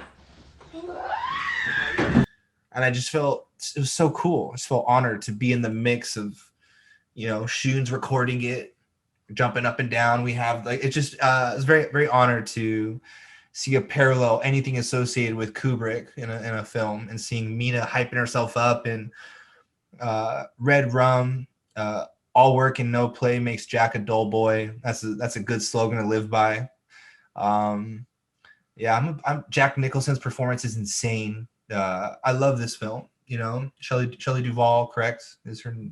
Yeah, great movie. Are you a Kubrick guy? Not like Die Hard, but I do a couple of his films. Cool. It's almost a little bit like Spielberg sometimes. Some of his ones that aren't as I guess beloved, like Paths of Glory, I love a lot. That might be one of my favorites, or if not my favorite from him. But Full Metal Jacket, I don't really care for as much. I mean, you name some of the things that are problems with it. The Shining is really well done. I mean, it's hard, just the care that went into it. I had read or I saw something, I can't remember what it was. Maybe we even had a discussion about it, but they said that when he was, because they built the hotel, and they said when Kubrick was creating the hotel, he had, or either him or the production designer built a replica of it, really tiny miniature, and they lit it. And he said, "This is the way I want to light this part of the film." And I think the cinematographer said, "I don't think we can do that. This is a miniature." And they said that Kubrick lit it exactly the way that he did on the miniature. That's how dedicated he was to the product. I mean, that set is one of the best sets in history of movies. And that's the one thing I appreciate about him is his filmmaking style. And of course, when you talk about Jack Nicholson, I mean, only he can pull off something like that and be convincing in terms of kind of the fear that he puts in. I mean, obviously, when you get to the 70s and 60s, that's kind of more of Kubrick. I mean, I love Dr. Strangelove too. I think that's a really, really well done. 2001, obviously, but I knew this one. That was. I have one other one that I think maybe it's number one, but this one You got it. I think it's anyway. I like this movie a lot, and that's why I thought Dr. Sleep kind of changed a lot of it wasn't, even though if I remember correctly, Stephen King really, really disliked The Shining. Right. And he loved Dr. Sleep. And then Stephen King directed the TV version of The Shining. Yes. And that's why we don't really hear about that, because it didn't. Yep. Sometimes you're better off kind of sticking with what you're good at. I highly, highly recommend whoever's listening, cinephiles, whoever you are, check out a documentary called Film Worker. It's about Leon Vitali. He was an actor. He met him on what's the set piece one? Terrible. That's it. Thank you so much. They met on Barry Lyndon as an actor. He quit acting and dedicated his life to be a second to Kubrick. And they show a lot of what it was like on The Shining through that documentary. The Shining's a good movie, not just a horror film for me. The only scene I don't care about is when Danny's like, you know what I'm talking about? Yeah. I just every time I'm like, that's weird. He didn't nail that for me, but that's it. the Steadicam moments, I think, are one of the great takeaways too. Yeah. When he's on the bike, when he's when it's like snowing or into that the whole face at the end. Of course, iconic lines of, here's Johnny. How many times has that been imitated? And just the red rum. It's great. Um, And then like, there's not a lot of films where they're making like, they made a documentary called Room 237 because of the, it's like fan theories, or they did a thing where a lot of good helicopter shots. But in the wide shot, when they're in the hotel and they're walking around, there's still people there. They do this like fan theory in Room 237. As they're crossing the street, it looks like there's a car that's going to hit them, but then they cut and the car is completely gone.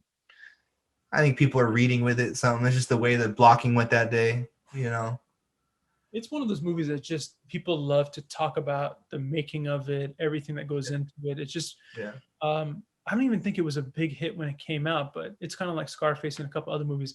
They just become, I have so many students that love this movie, talk about this movie, and really are fans of it. So I'm in the minority for not loving it, but I do like it.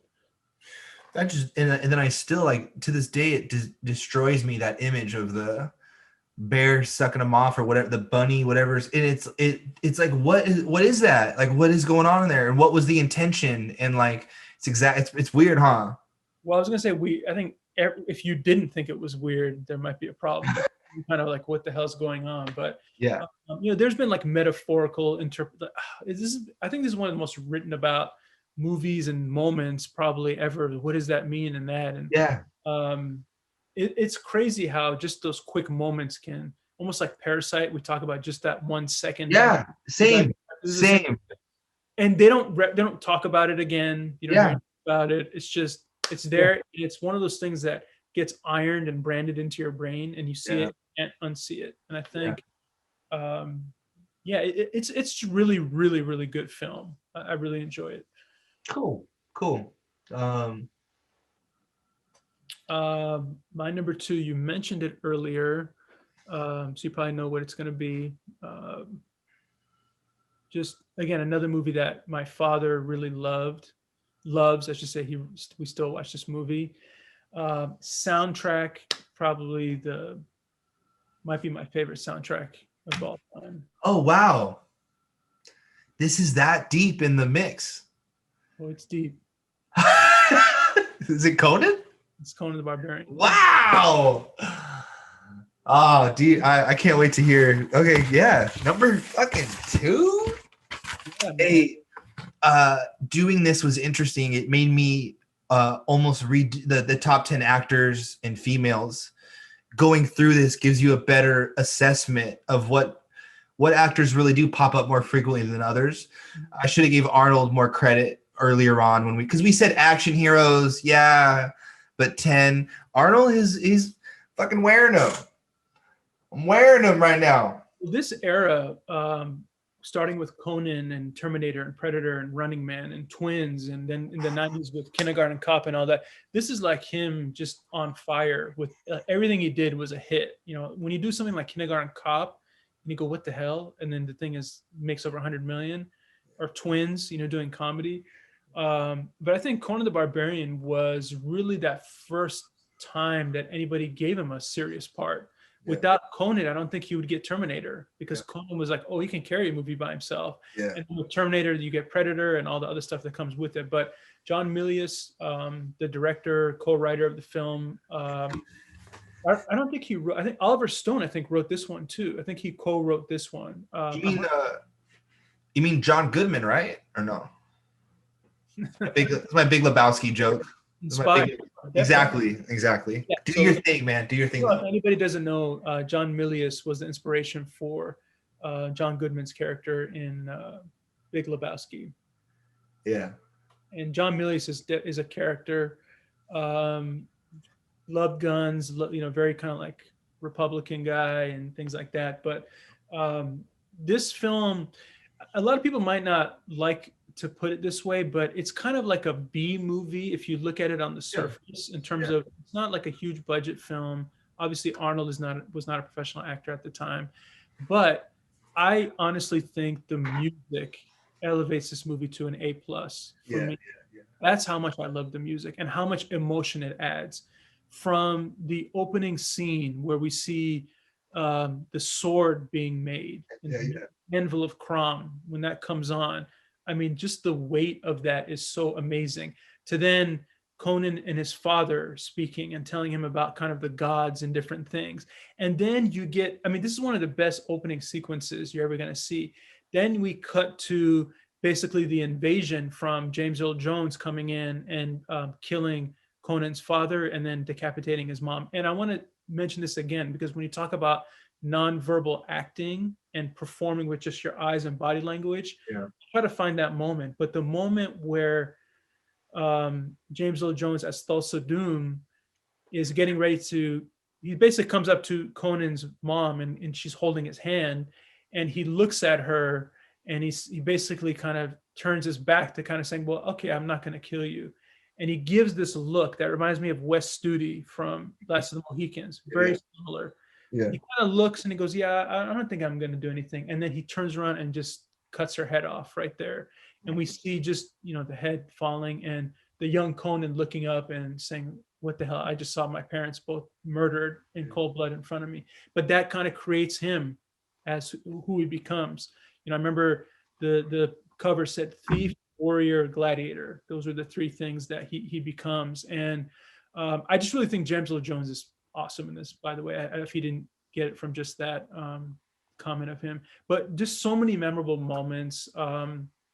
I think technically it's based on a comic book, The Barbarian. So I guess, I mentioned Batman, but that's more of a superhero film. But Conan, some of the visual effects are a little bit outdated. Talk about the 80s, but I think it really holds up well as a beautiful film, epic. And Basil Poledouris, the composer, also did the RoboCop soundtrack, which I think was also amazingly done.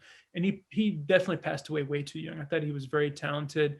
It was a movie that was always on in my house, especially my dad putting it on. And still, I love this movie. Anytime it's on, I'll pretty much just watch it wherever it's at. But there's so many moments that I love. The scene where after Conan has basically been killed and he has to be resurrected, and then he goes to the beach and he's like, Arnold is doing the thing with the sword and all that, the music that comes in. When that's a perfect, I'm so happy you brought it up. When you say it's a B level, but the score makes it an A level, we don't have a lot. We have a dude that's jacked out there kind of managing a sword, but then with the combination of the score and the environment, it's completely elevated. Yeah. And Arnold does a really great job with that. So, he looks like he knows how to use it. I think they trained him really well.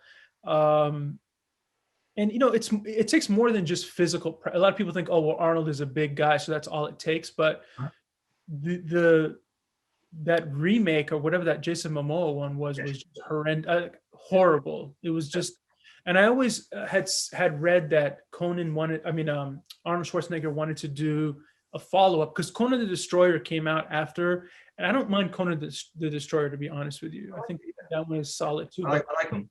The Barbarian is on a different level, but they were trying to make one called, I still remember the title. It was called King Conan, Crown of Iron. And I wanted that one to be made.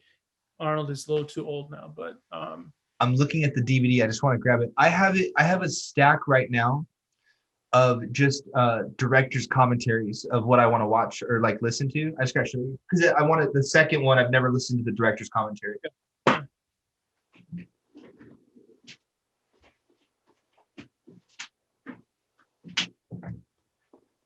I only had like 10 movies, when I first started out, but this is one of them that I just had. I've always had this.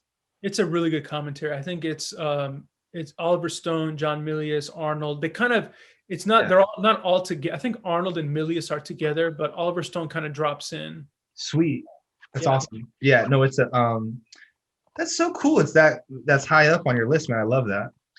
It's just one of those things that, my father watching it so much, it kind of, and I still remember we had the cassette soundtrack of it.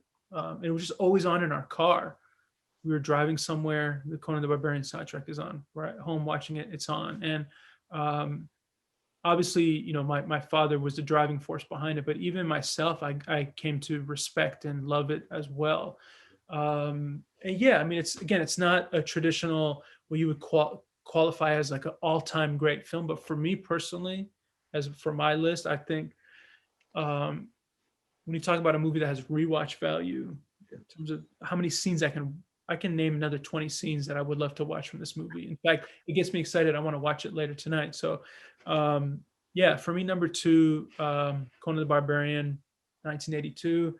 Big just uh, love of the music that really drives the film forward. The film is very good, but the music, I don't know.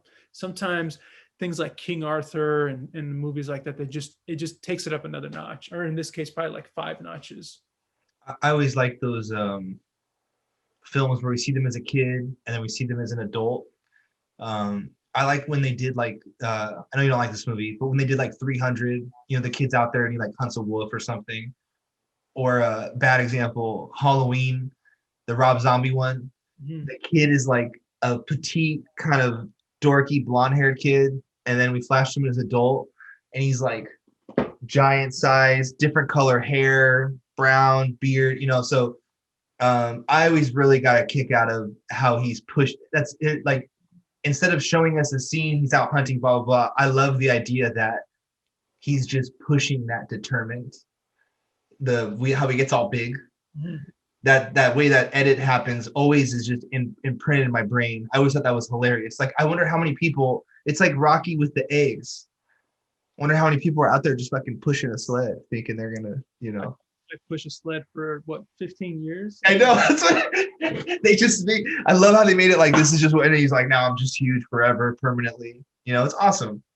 And also a good role for Max von Sydow too. He's in that. A lot of people don't remember him in it, but I'm one of them. Who? Max von Sydow. Maybe I know I know the face. I don't. I'm sorry. 7 Ingmar Bergman movies. Oh, I know who. Thank you. Sorry. All that kind of Yeah, of course. Yeah. I know him. It's a bit. I'm gonna blame it on the time. Yeah, no, we're almost there. We're at the finish line. But anyway, number 2, Conan the Barbarian. I'm a really big fan of Frank Frazetta's artwork and how he's done. I mean, because I also really like the Viking mythology. Yeah. I have a Thor art piece from Frank Frazetta. I always loved the way he did Conan, and I could understand why they'd want Arnold, or I don't know what came first, but like it makes sense to the way Frank Frazetta does muscles and aesthetics is really cool. Well, I think the original comic book is from the 1930s. Oh, that's not Frank Frazetta. But he probably did his own interpretation of it. Like how Todd McFarlane did his Spider-Man, whatever it might be. Right. But yeah, it's been around for a while, that comic book. And the character, I believe, is more in the comic book was a kind of more darker complexion. And Conan, I keep calling him Conan, but Arnold was kind of more, obviously he's Austrian, but I thought it was great casting just for his physical presence. But like I said, that chance that was taken on him allowed him to get Terminator and other roles as well, and obviously became a star in his own right after that. Yeah. Cool. Are we at that time? At that time? This is number 1. There can only be one. I think you know it. I'm pretty sure. I do, but I might be swinging and missing hard if that's not what I think it is. Because I'm having trouble now. Now I'm a little bit worried. I'll start with the year to kind of 83. So far, so good. Oh, it's that. Oh, so far, so good. So far, so good. This one I got to see as a kid. I got to see it very young. The score stays with me. It's kind of like in Untouchables, the use of the music. The book-ended sunsets, the poetry aspect to the film, the ensemble cast. I love this kind of idea of rivalries and good and bad, Greaser and Soch. I'm talking about The Outsiders for my number 1. I didn't write it down, but You're fine. The Outsiders, Shining, and Blues Brothers were the 3 that came when we were first talking about I it. believe you, man. Yeah. I didn't have Blues Brothers as high, but that was one I thought of. But The Outsiders and Shining. Sweet. Yeah, I was surprised too. I was doing the list. I was like, nothing ever got close to number one, number two. Immediately when I started lining up all of the 80s, Outsiders number one. Francis Ford Coppola directed this. What the fuck? Gave a lot of people their jumpstart to their careers. It's kind of cool that I just realized I had Tom Cruise twice on my list, technically. I'm putting together this video right now, and it's a bunch of clips of different films, but I took the audio. I did this a while ago, but I took the audio from Tom Cruise when they're running to go fight the Socs, and he does like a little handstand, flipping over the gate. Everyone's doing backflips, making like coyote sounds. He goes, ain't nobody gonna call the fuzz in this neighborhood because ain't no better. And he goes, yeah! And he's got his fucking Gap, the Cruise in it. Emilio Estevez is Soda Pop.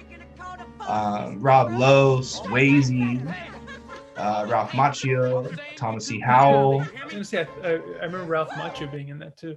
Oh, Ralph Macchio is Matt Dillon, major players in that film. And that was a big thing with Matt Dillon and seeing him in these other films, The House That Jack Built, and he's kind of revamping his career. I'd love to work with Matt Dillon. I think he's aging really well, and he picks some really cool roles. A standoff between the Greasers and the Socs, and if you look at their lifestyle at the house, all of them are like working out and they're training and they're like living the life, and then they deal with the Socs, the rich kids that are drinking, sloppy, all that. I just love. I don't want to assume, but I think have I ever signed something and I wrote "Stay Gold"? I think you wrote it on the hat. That is correct. No, I didn't want to assume just because it's late. The first autograph I've ever signed in my entire life was to you, Elyusha, and there you go, "Stay Gold." Yeah, like my mom and I said it to each other growing up. Yeah, it's a good. When's the first time you saw that movie, man? I think I saw it in a classroom. Oh, cool. Because Really cool. Obviously the book is one of those like iconic ones that everyone reads. And I don't know if we saw the whole thing, but I remember, S.E. Hinton, working in a bookstore. I remember having to grab that book for all the, high schoolers that had to read it. It's signed by S.E. Hinton. Wow. Very nice. Shout out to Cousin Joe. Cousin Joe, I love you. Very cool. That's a great piece to have. I probably saw it. It might have been in the classroom, and then after that, I think I ended up buying that. I think it was Warner Brothers, the box. The click. Or one of those you had to click it to open. It wasn't like a real DVD. Yeah. It's the Snapcase ones that suck. Yes, 100%, dude. 100%. I really enjoyed the film, and I remember just it being discussed as it was like a showcase of all the next up and coming big young stars. Like that was how they promoted it. Yeah. And with Francis Ford Coppola making it, it was a cool little, not necessarily he was trying to break out of the ease of all like the Apocalypse big, Now, right? Apocalypse Now, Godfather, all that. So I remember you talking about this film and even thinking about naming certain things that are quoted from this. So and a lot of people just say that too. I've heard it in in Step Brothers. The girl says "Stay Gold, Pony Boy" or something. That's awesome. That's awesome. But I mean, very, very powerful story. It's kind of got a lot of the elements, like you said, the rivalry, different sides, and the greasers. And I think Lars was channeling this in one of the moments in the film, right? When that's what I thought. Yeah. I don't know. I love this. This may be, if we have to do like an all-time list, this is close. This is in the top, this is in the mix. I just can't say enough good things about it. It's one where I could talk about it all night. Like, I love the idea of they're punks, they're bad kids. There's a bunch of children burning in a building, and they immediately forget. And that's what I love about Matt Dillon's character. He's like, "You idiot. you know, like, why'd you go in there? Why would you do that? And how unselfish they are and their moral compass. Um, Foolishly, I have some of those qualities where I'll just sign up for something without really understanding the consequences in the moment. But just like an admirable film, and I always love the book, but the the movie's insane. It's a good, yeah, and amazing. I was looking at with Paris, Texas. I was looking at movie posters for The Outsiders. Oh, there's some really good ones. Yeah. But yeah, I mean, yeah, I can't say enough good things about this movie. Yeah, great choice, and not a common choice too. I don't think a lot of people, because the 80s filled with so many these kind of large scale films, Yeah, Indiana Jones and all that. yeah, This one I think sometimes gets overlooked too. So like you said too, with some of the things that I pick, I'm glad you've picked some of these that fill in those gaps and give a lot of respect and recognition to movies that you don't typically think about. Like for me, Conan the Barbarian, or for you, that one. And I was even thinking about, if we ever do our 10, like just 10 favorites, I have trouble doing it in a decade, let alone over, 100 years. I know. We have to probably do it this way. We probably have to do it this way. But the good thing is the work is kind of done, because we just go back and look at the list and I know. I see, know. okay, how do we, but it's yeah. Pick I have a the. hard time picking like 4 and 5 in a 10-year span, let alone 4 and 5 over 100 years. It's one of those good problems. It's a good problem to have. I can't tell you how much I enjoy these. I'm not kidding. Like, it's so much fun, and it's the I get a kick out of every part of it, every phase to it, where I'm having fun knowing I have to put this list together, and then when I get to this stage, especially after we covered earlier the how we met part, I guess to just enjoy and hear like and try to figure out what your 10 are. It's great. I'm very grateful. Yeah, me too. It's always fun. I mean, talking about these and thinking about the decades, and I always feel like, oh, I forget this, I forget that, but I think you cover a lot of those things, which is always good.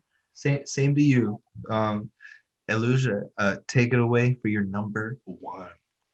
My number one film, always just been a big fan of this movie. It kind of changed a lot of my perspectives of even wanting to get into this field after seeing a movie like this, just the kind of power behind it. And it's a movie that a lot of people, recognize as a great film of all time. So it wouldn't be anything that I'm going out on a limb and saying this, but my number one is 16 Candles. I knew. I was like, okay, The Room. I've heard The Room. I don't know. It was the first one I could think. I was going to say Weird Science, but no. Raging Bull.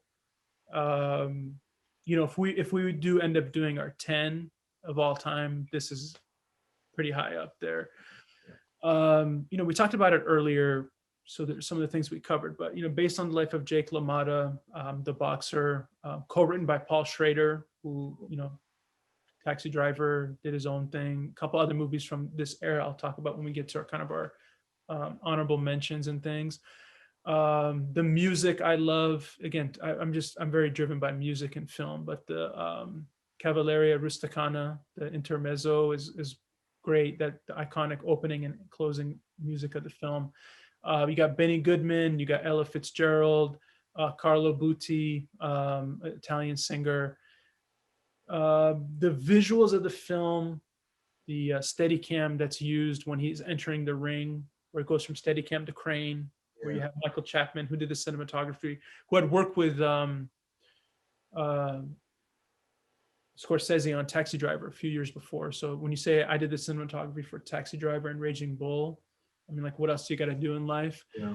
I think he just passed away too last year, or late last year. Great cinematographer.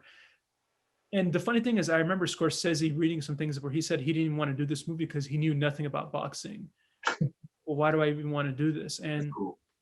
then that actually drove him to tell a story in a different way. In terms of the production design, the size of the rings would change based on where Jake was in his life. Some of the sound design is unbelievable, where there's moments where kind of they use sounds of elephants and tigers roaring, and they kind of mix that in the slow motion and speeding up. Thelma Schoonmaker. I'm trying to think if she won the Oscar for this, for I think she did win the Oscar for editing in this for Raging Bull. I think this was the first of her kind of 2 or 3 that she won, but unbelievable editing. I think that famous nightclub scene, they filmed it in San Pedro, if I remember correctly. Way. Yeah. Oh, cool.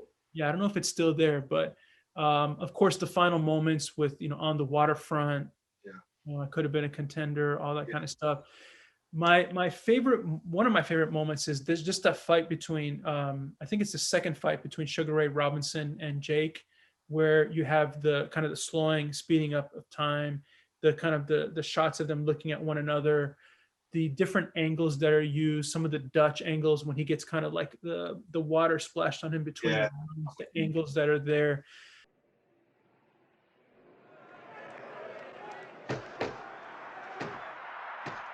Robinson hurting LaMotta. He's hurting him now. He has LaMotta on Clear Street, holding on.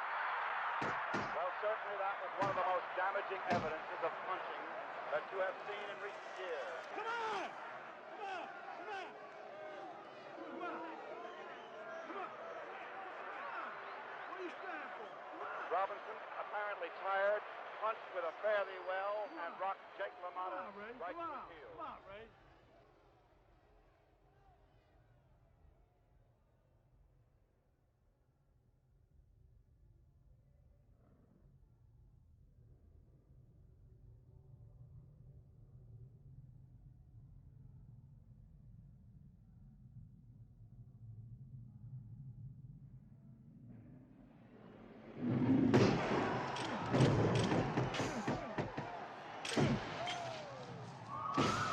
The color photography of the wedding kind of going, because the film is all in black and white, and switching to color just in that moment I thought was brilliantly done.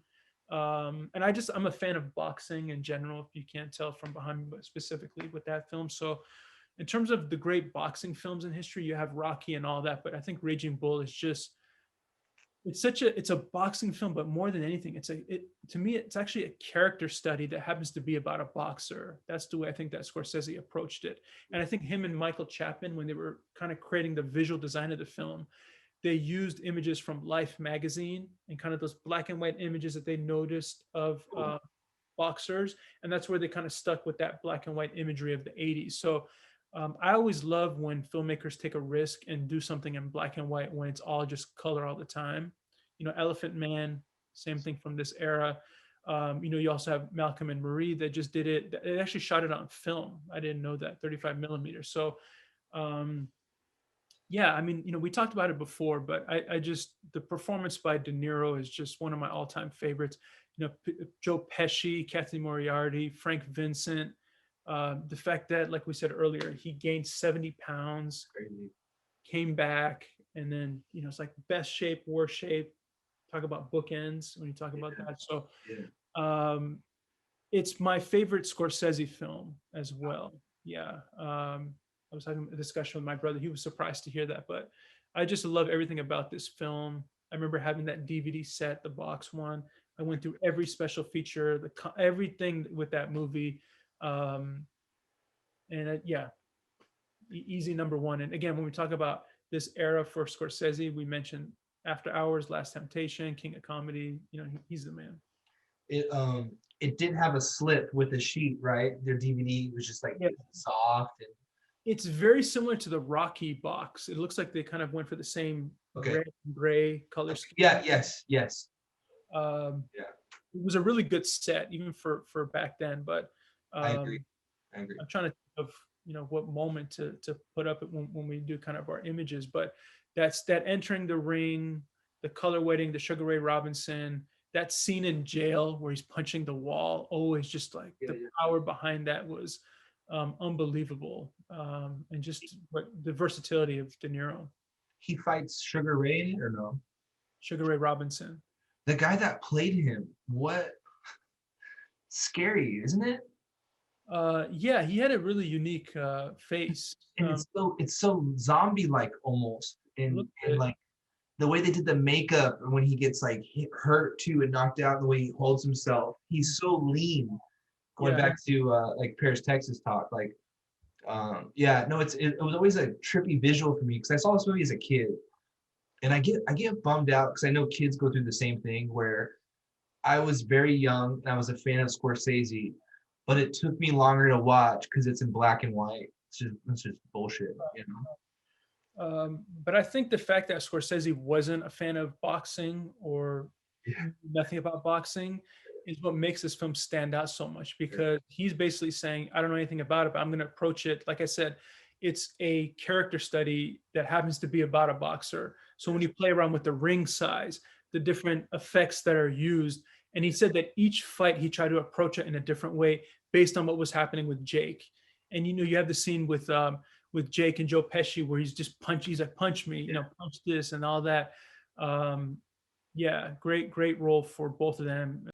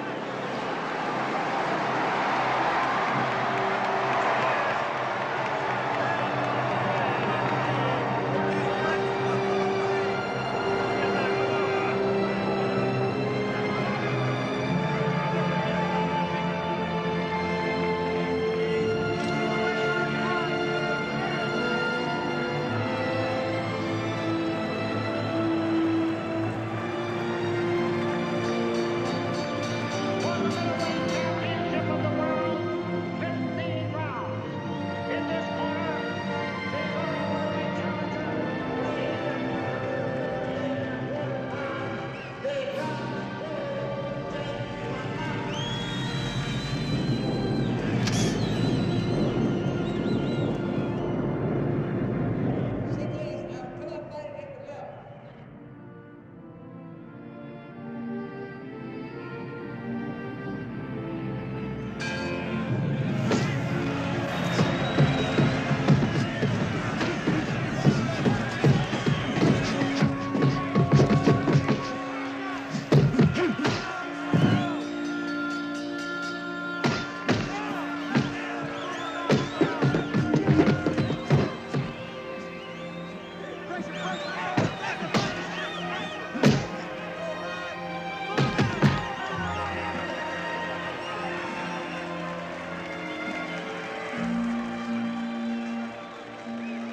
Finish him off.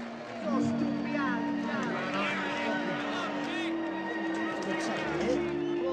Fucking fall right over to him, Jack. Look at him.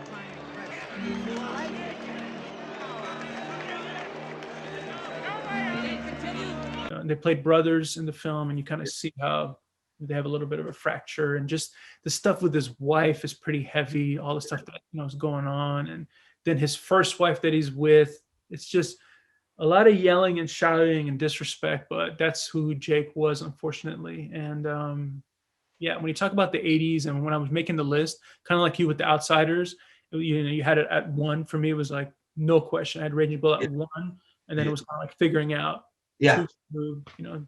Definitely. So yeah, I took it down to put up Sam Cooke for our One Night in Miami, but I love it. and I used up all my Scarface sweatshirts already. I would have wore my Scarface to keep it 80s, but anyway, yeah. So number 1, we have 1980 Raging Bull, directed by Marty. Yeah, well done. This was my 3 for you. Let's see. Oh, it's not. There it is. Yeah, I mean they weren't too far off. I mean, think the 1 and 2 chewing your background to give myself credit, and then off. yeah. Very cool, man. and I'm gonna there's a couple I'm gonna revisit Conan and Raging Bull very soon, whenever I can squeeze them in with these new scheduling with the podcast. Yeah, absolutely. I mean, Raging Bull is something completely different, but I love Conan too. And that commentary, I think you'll really enjoy. Awesome. So we wrapped up our top 10, and now it's kind of we did a 25 through 11. Thank you everyone who's been on this journey with us. Do we want to do our kind of just naming the films? Yeah, man. One I want to name. I have not seen this. This is weird, but my brother's a big fan of this film, so I want to just name it because I have to see it. They just released a Criterion, I think last year. Come and See, the Russian film from 1983. The guy's face on the cover. My brother he's like, you gotta watch. He has it, and I've been meaning to watch it, and I wanted to see it before we do the list because I wanted to see if it makes it in there. I just wanted to give a special kind of recognition to that. Good. In terms of comedies, and we mentioned it earlier, I'll just kind of list some of the ones that I really like that I haven't said already. The Naked Gun, obviously. Big, Caddyshack, Bill and Ted's Bachelor Party with Tom Hanks. Top Secret, I think, is really, really underrated with Val Kilmer. Kind of making fun of the espionage James Bond films. Airplane, I think another kind of classic from this era. Midnight Run, I really liked. Did you ever see that one with De Niro? Midnight Run? Midnight Run. I thought 100%. I just thought you said Midnight Express. No, Midnight Run. And Midnight Express fucked me up. Midnight Run, actually, that's a film I watched at film school when I was like 13 or 14 years old, and we watched it for story structure. Mm-hmm. It's excellent. Yeah. Mentioned this one. Oh, Mystery Train. I want to mention that one. Jim Jarmusch. Yeah. I saw it recently, but it was kind of a little average for you. Das Boot. I want to mention that one. Yeah. Fanny and Alexander. Ingmar Bergman. Got to throw him in there. Cool. My Left Foot. I mentioned. With Nail and I want to mention that one. I feel like I've just won an Oscar, and I'm just naming random people. No, I have. I'll name a couple more. I'll go to you, and then we can come back because This is my thing. It's double that, So okay, we'll go back. So I'll name a few more. Go to you, and then we can come back, and then we'll go back and forth. So, Where's the Friend's House? Abbas Kiarostami, the Iranian filmmaker, he directed Close Up. Okay. That one. He did this one in '87. I love. Did you ever see Mishimi, A Life in 4 Chapters, the Paul Schrader one? I don't think so. I got to get that one to you. Great Criterion gold cover. Cool. Salam Bombay, Mira Nair. I want to mention that one. City on Fire, the Reservoir Dogs inspired film. Right. Another film that I really, really think is underrated is House of Games. Did you ever see that one? The David Mamet one from 1987. Very familiar with the title. There's a Criterion of it. I have that one. That was one I just bought because I thought, oh, that's a cool title, and I like David Mamet. A little foreshadow for your Glengarry Glenn Ross one coming up. Really, really well done film. I haven't seen it. I have to pass that on to you. And then I'll say one more before we go to you because it'll be a good baton pass, but White Dog. Cool. I have it written down. That's awesome. Yeah, good. Everyone check out White Dog. I don't know if you brought this up. Some of these I may repeat because it was in my, like, there's just a lot of movies we talked about. Did we talk about Blood Simple? I have it with Raising Arizona, kind of like the Coen brothers. Yeah. Cool. Same. Like, I just think it's worth bringing up.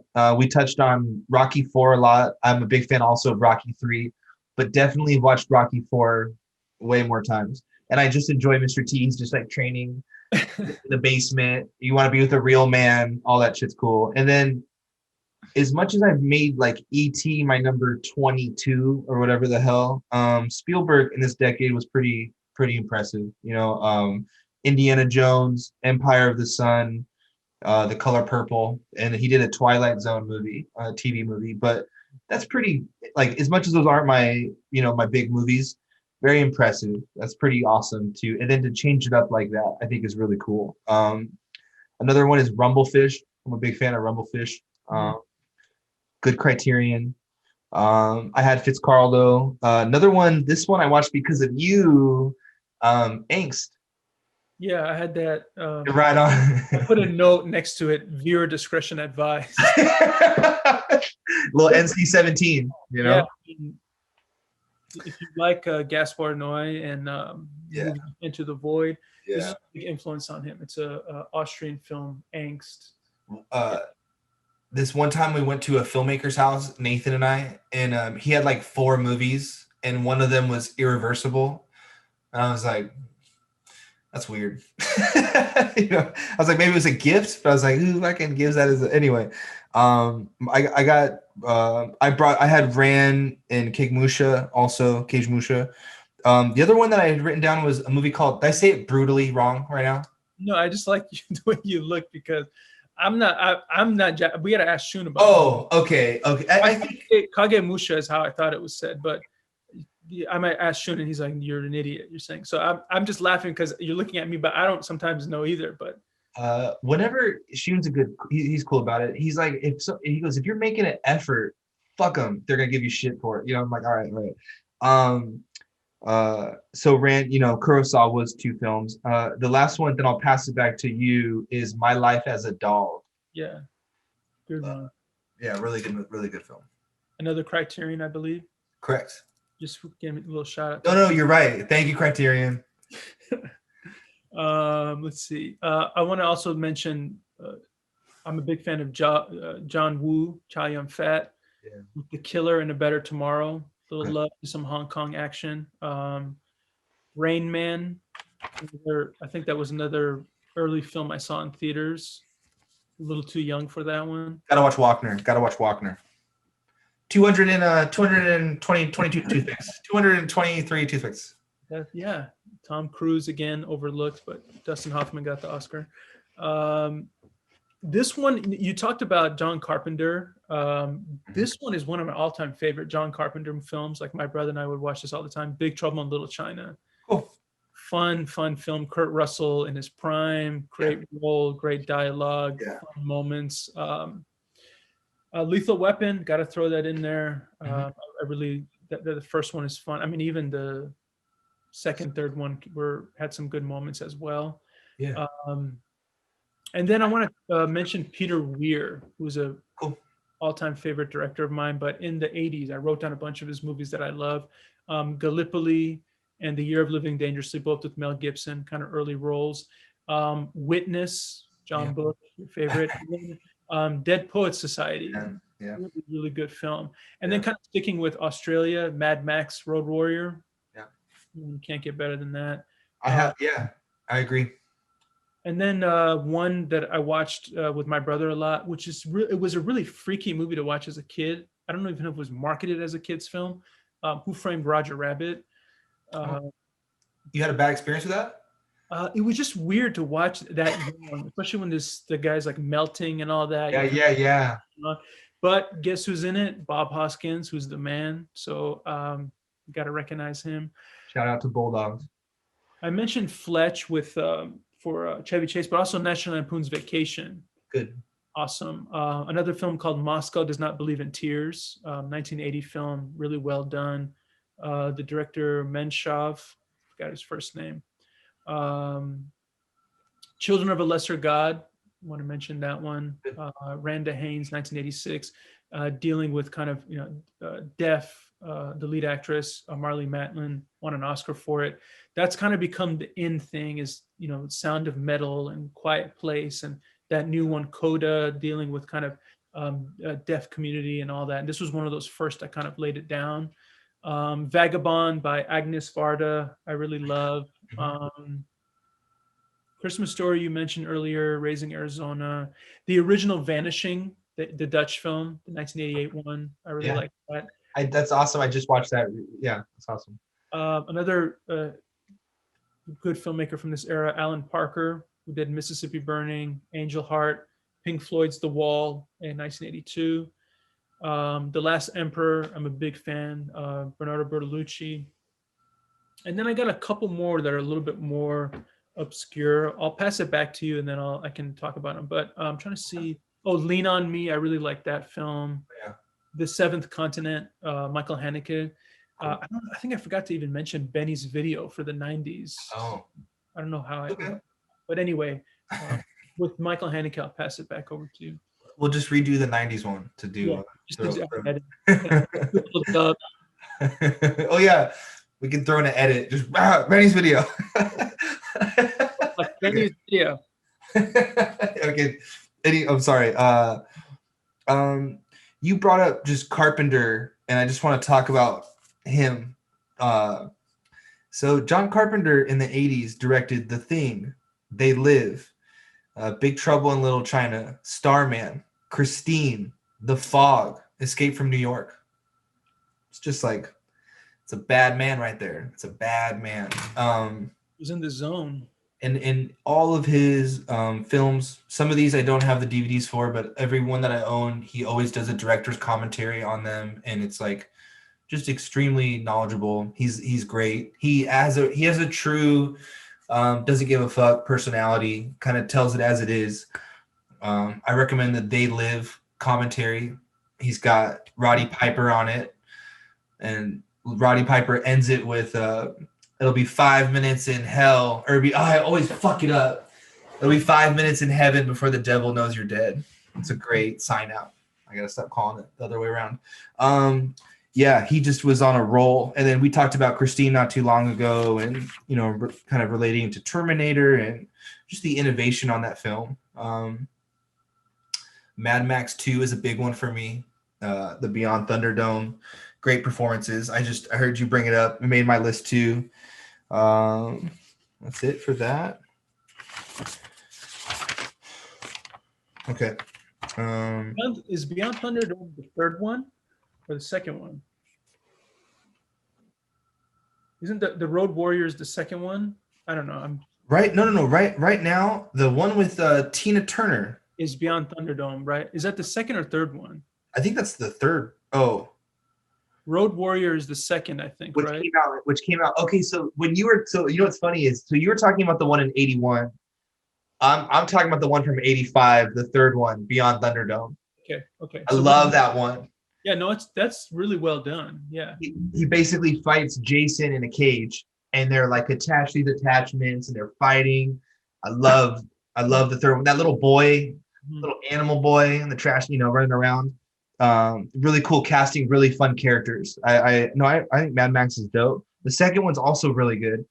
I think the timing of my upbringing, we had the VHS or whatever. I watched a lot of Beyond Thunderdome. We gotta bring up Silent Rage, Urban Cowboy, Travolta. It's just a good one. I remember he kills. Same with this must be a thing in the 80s, but the villain, or the guy, his nemesis in the film in Urban Cowboy, he drinks the little worm at the bottle of tequila bottle, and so does William Dafoe in Born on the 4th of July. I'm just thinking about that. It's always nasty when I see that. In 83, we had a movie called Bad Boys, not the Will Smith, Martin Lawrence. Sean Penn is gnarly in that movie. I love that. We covered good.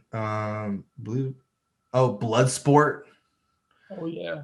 Bloodsport, gotta have that. I have Over the Top. I'm glad you brought that up. Over the Top is an amazing film. I had Die Hard, Poltergeist. Poltergeist is a great one. The clown always messes me up, and the guy in the kitchen peeling his face off. All of it. Still, like I said earlier, VFX is kind of shit. Doing that's way more effective for me to this day. It's not nostalgia for those movies. The practical effects work on my brain. I kind of accept it. Halloween 2 came out. And this one I saw as a kid. For the longest time, Halloween 2 was scarier to me than Halloween 1. And it's only the hot tub scene. He keeps dipping her fucking face in the hot tub, and she keeps burning her skin. I had trouble with hot tubs for the longest time after that. Yeah. I think that's the gist of it for a minute as I regroup, and that may be it. Yeah, I mean, I think I have a few more. A lot of these are kind of maybe lesser known.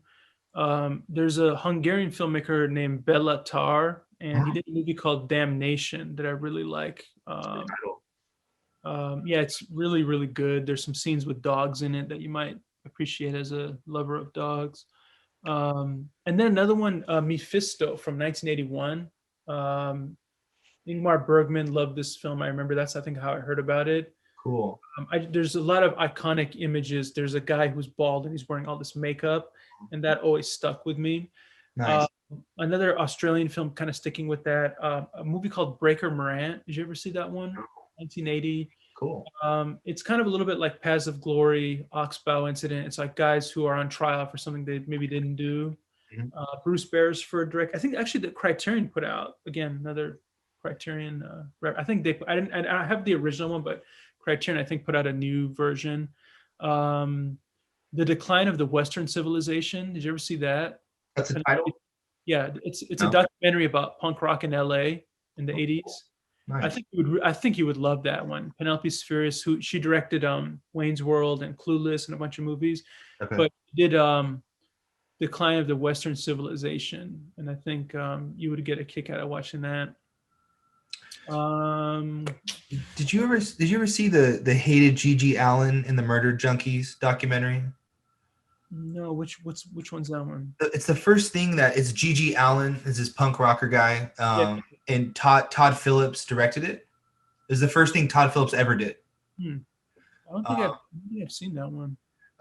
It's pretty. He would throw. I didn't mean to throw you off. You just nailed something when you talk about that documentary. But he would throw like his feces and like try to hit a chick, try to hit a guy, and he was always getting his ass kicked, and he was always like naked and filthy and like. Anyway, I'll check out your. Oh, it's cool. I wrote Crossing Delancey just because we just Cool. talked about it. It's not Right. an all-time favorite, but and I'll end on Tetsuo the Iron Man, 1989. Oh, and then that opens up a whole other thing. Yeah, Shinya Tsukamoto. I'm probably saying it wrong. Sorry, Shun. But really crazy movie. Yeah. I know you've seen it. It's got some District 9 vibes a little bit for Yeah. me. Someone turning into something and Yeah. going through a lot of crap. I think that when I'm looking, I think that was the only ones I didn't say. But we didn't mention a lot of the 16 Candles, Breakfast Club, and all that. But those are all really, really well done. We can't name everything, but Yeah. I don't know if you have more to add. I have looks like 3 movies. Yeah, go ahead. I don't. Maybe I'm trying to. This is a big deal. What are we? Okay, Lost Boys. Yeah. Just to I always picture the dude playing the sax. Mhm. He's like all jacked, but there's all kinds of there's all kinds of great moments in it, and it's just a really cool film. And Kiefer Sutherland's like the shit in this era, right? Young Guns. I really enjoyed Young Guns. Emilio, and then the last one I'll bring up is Valley Girl. Okay. I really enjoyed Valley Girl. It was filmed in the reason why I picked it is like filmed around us in this area. Valley Girl was a fun one, and like this is the music and it stays in your head, and just Nicolas Cage, and I just remember that was at the house. I'd watch that here and there. Fast Times at Ridgemont. Exactly. Yeah. I Fast Times was one of the that's like an American Pie film where for the longest time I couldn't watch it, and then I finally watched it and I was like, it's not it's nothing too crazy. Well, compared to that movie, it's pretty tame. There's only a couple scenes that kind of go a little bit overboard, but that all the 80s stuff, it was all the really that golden era for those types, 16 Candles, Pretty in Pink, Say Anything, all the John Hughes type stuff, Planes, Trains, and Automobiles, John Candy and Steve Martin and all that. So yeah, it's a very unique decade because it's the films kind of are of that era. I mean all these are, but there's a good mix of international. You got the Scorsese. I mean, Woody Allen too did a lot of great stuff in the 80s. Yeah. There's a couple Rows of Cairo. I think Hannah and Her Sisters was 80s. Trying to think. Was Annie Hall 70s? Annie Hall was 70s, which is our next. That's the next decade we're going to tackle, and I know that's going to be the toughest one, easily. For me, that late 60s. No, I already know. Never mind. Yeah, it will deal with one. '70s is They're all gonna be hard. They're all gonna be hard. Unless we do the one from like the 1910s, that'll probably be easy for me to do. yeah, it'll be. I'll narrow it down quick. Yeah, I'll be Chaplin movies for me. In a trip to the moon or something. Yeah. What year you said the tens? Trip to the Moon, I think, was like 1902. But we'll Oh, accept two. it. That's why I said I got to correct myself. I We'll want. accept it. We'll accept it. Yeah, I hit all mine. Let's see. I got a funny one for you. When we started this, Kendra was like, "Cool." You'll probably. And she's not ever get mad. It's just more. It's more humor. She's like, "Cool. You guys will be done by probably like 11." Yeah. Let's do it. 1:10. Oh, what's that wallpaper? Oh, look Oh, at that. sorry, internet. And again, we want to emphasize it's 1:10 a.m., not p.m. Yeah, I'm not the hand. That's why. This is Brad. We have this forever. I love it. And we just for everyone to know, we started at noon the previous. So we're in our 13th hour. This is a condensed version that you're watching. Hey, thank you. Of course. Very cool. Yeah, I will. Thank you so much for your. Thinking about the 70s. Exactly. There's nothing in. Oh, there is something in the background that might give you some hints. I had to look when I was thinking about your top 10. I was like, when was Bruce Lee doing his thing? And I was like, oh, okay, 70s is it's gonna come up.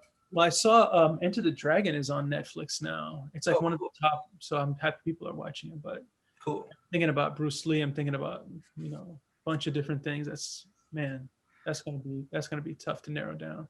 I'll give you a hint of something that's in my top 10. Warriors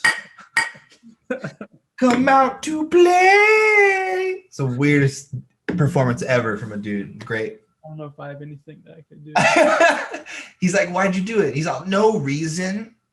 I just like doing things like that. Yeah, he's weird. Yeah. Talking to me. There we go. Oh yeah, that's gonna be interesting. I've been okay. I'm rat. Yeah. Soft rap. We'll do a soft rap. We'll finish up very soon. Thank you so much for your time, Elyusha. Of course. Have a great. I'll text you. We'll talk soon. All right.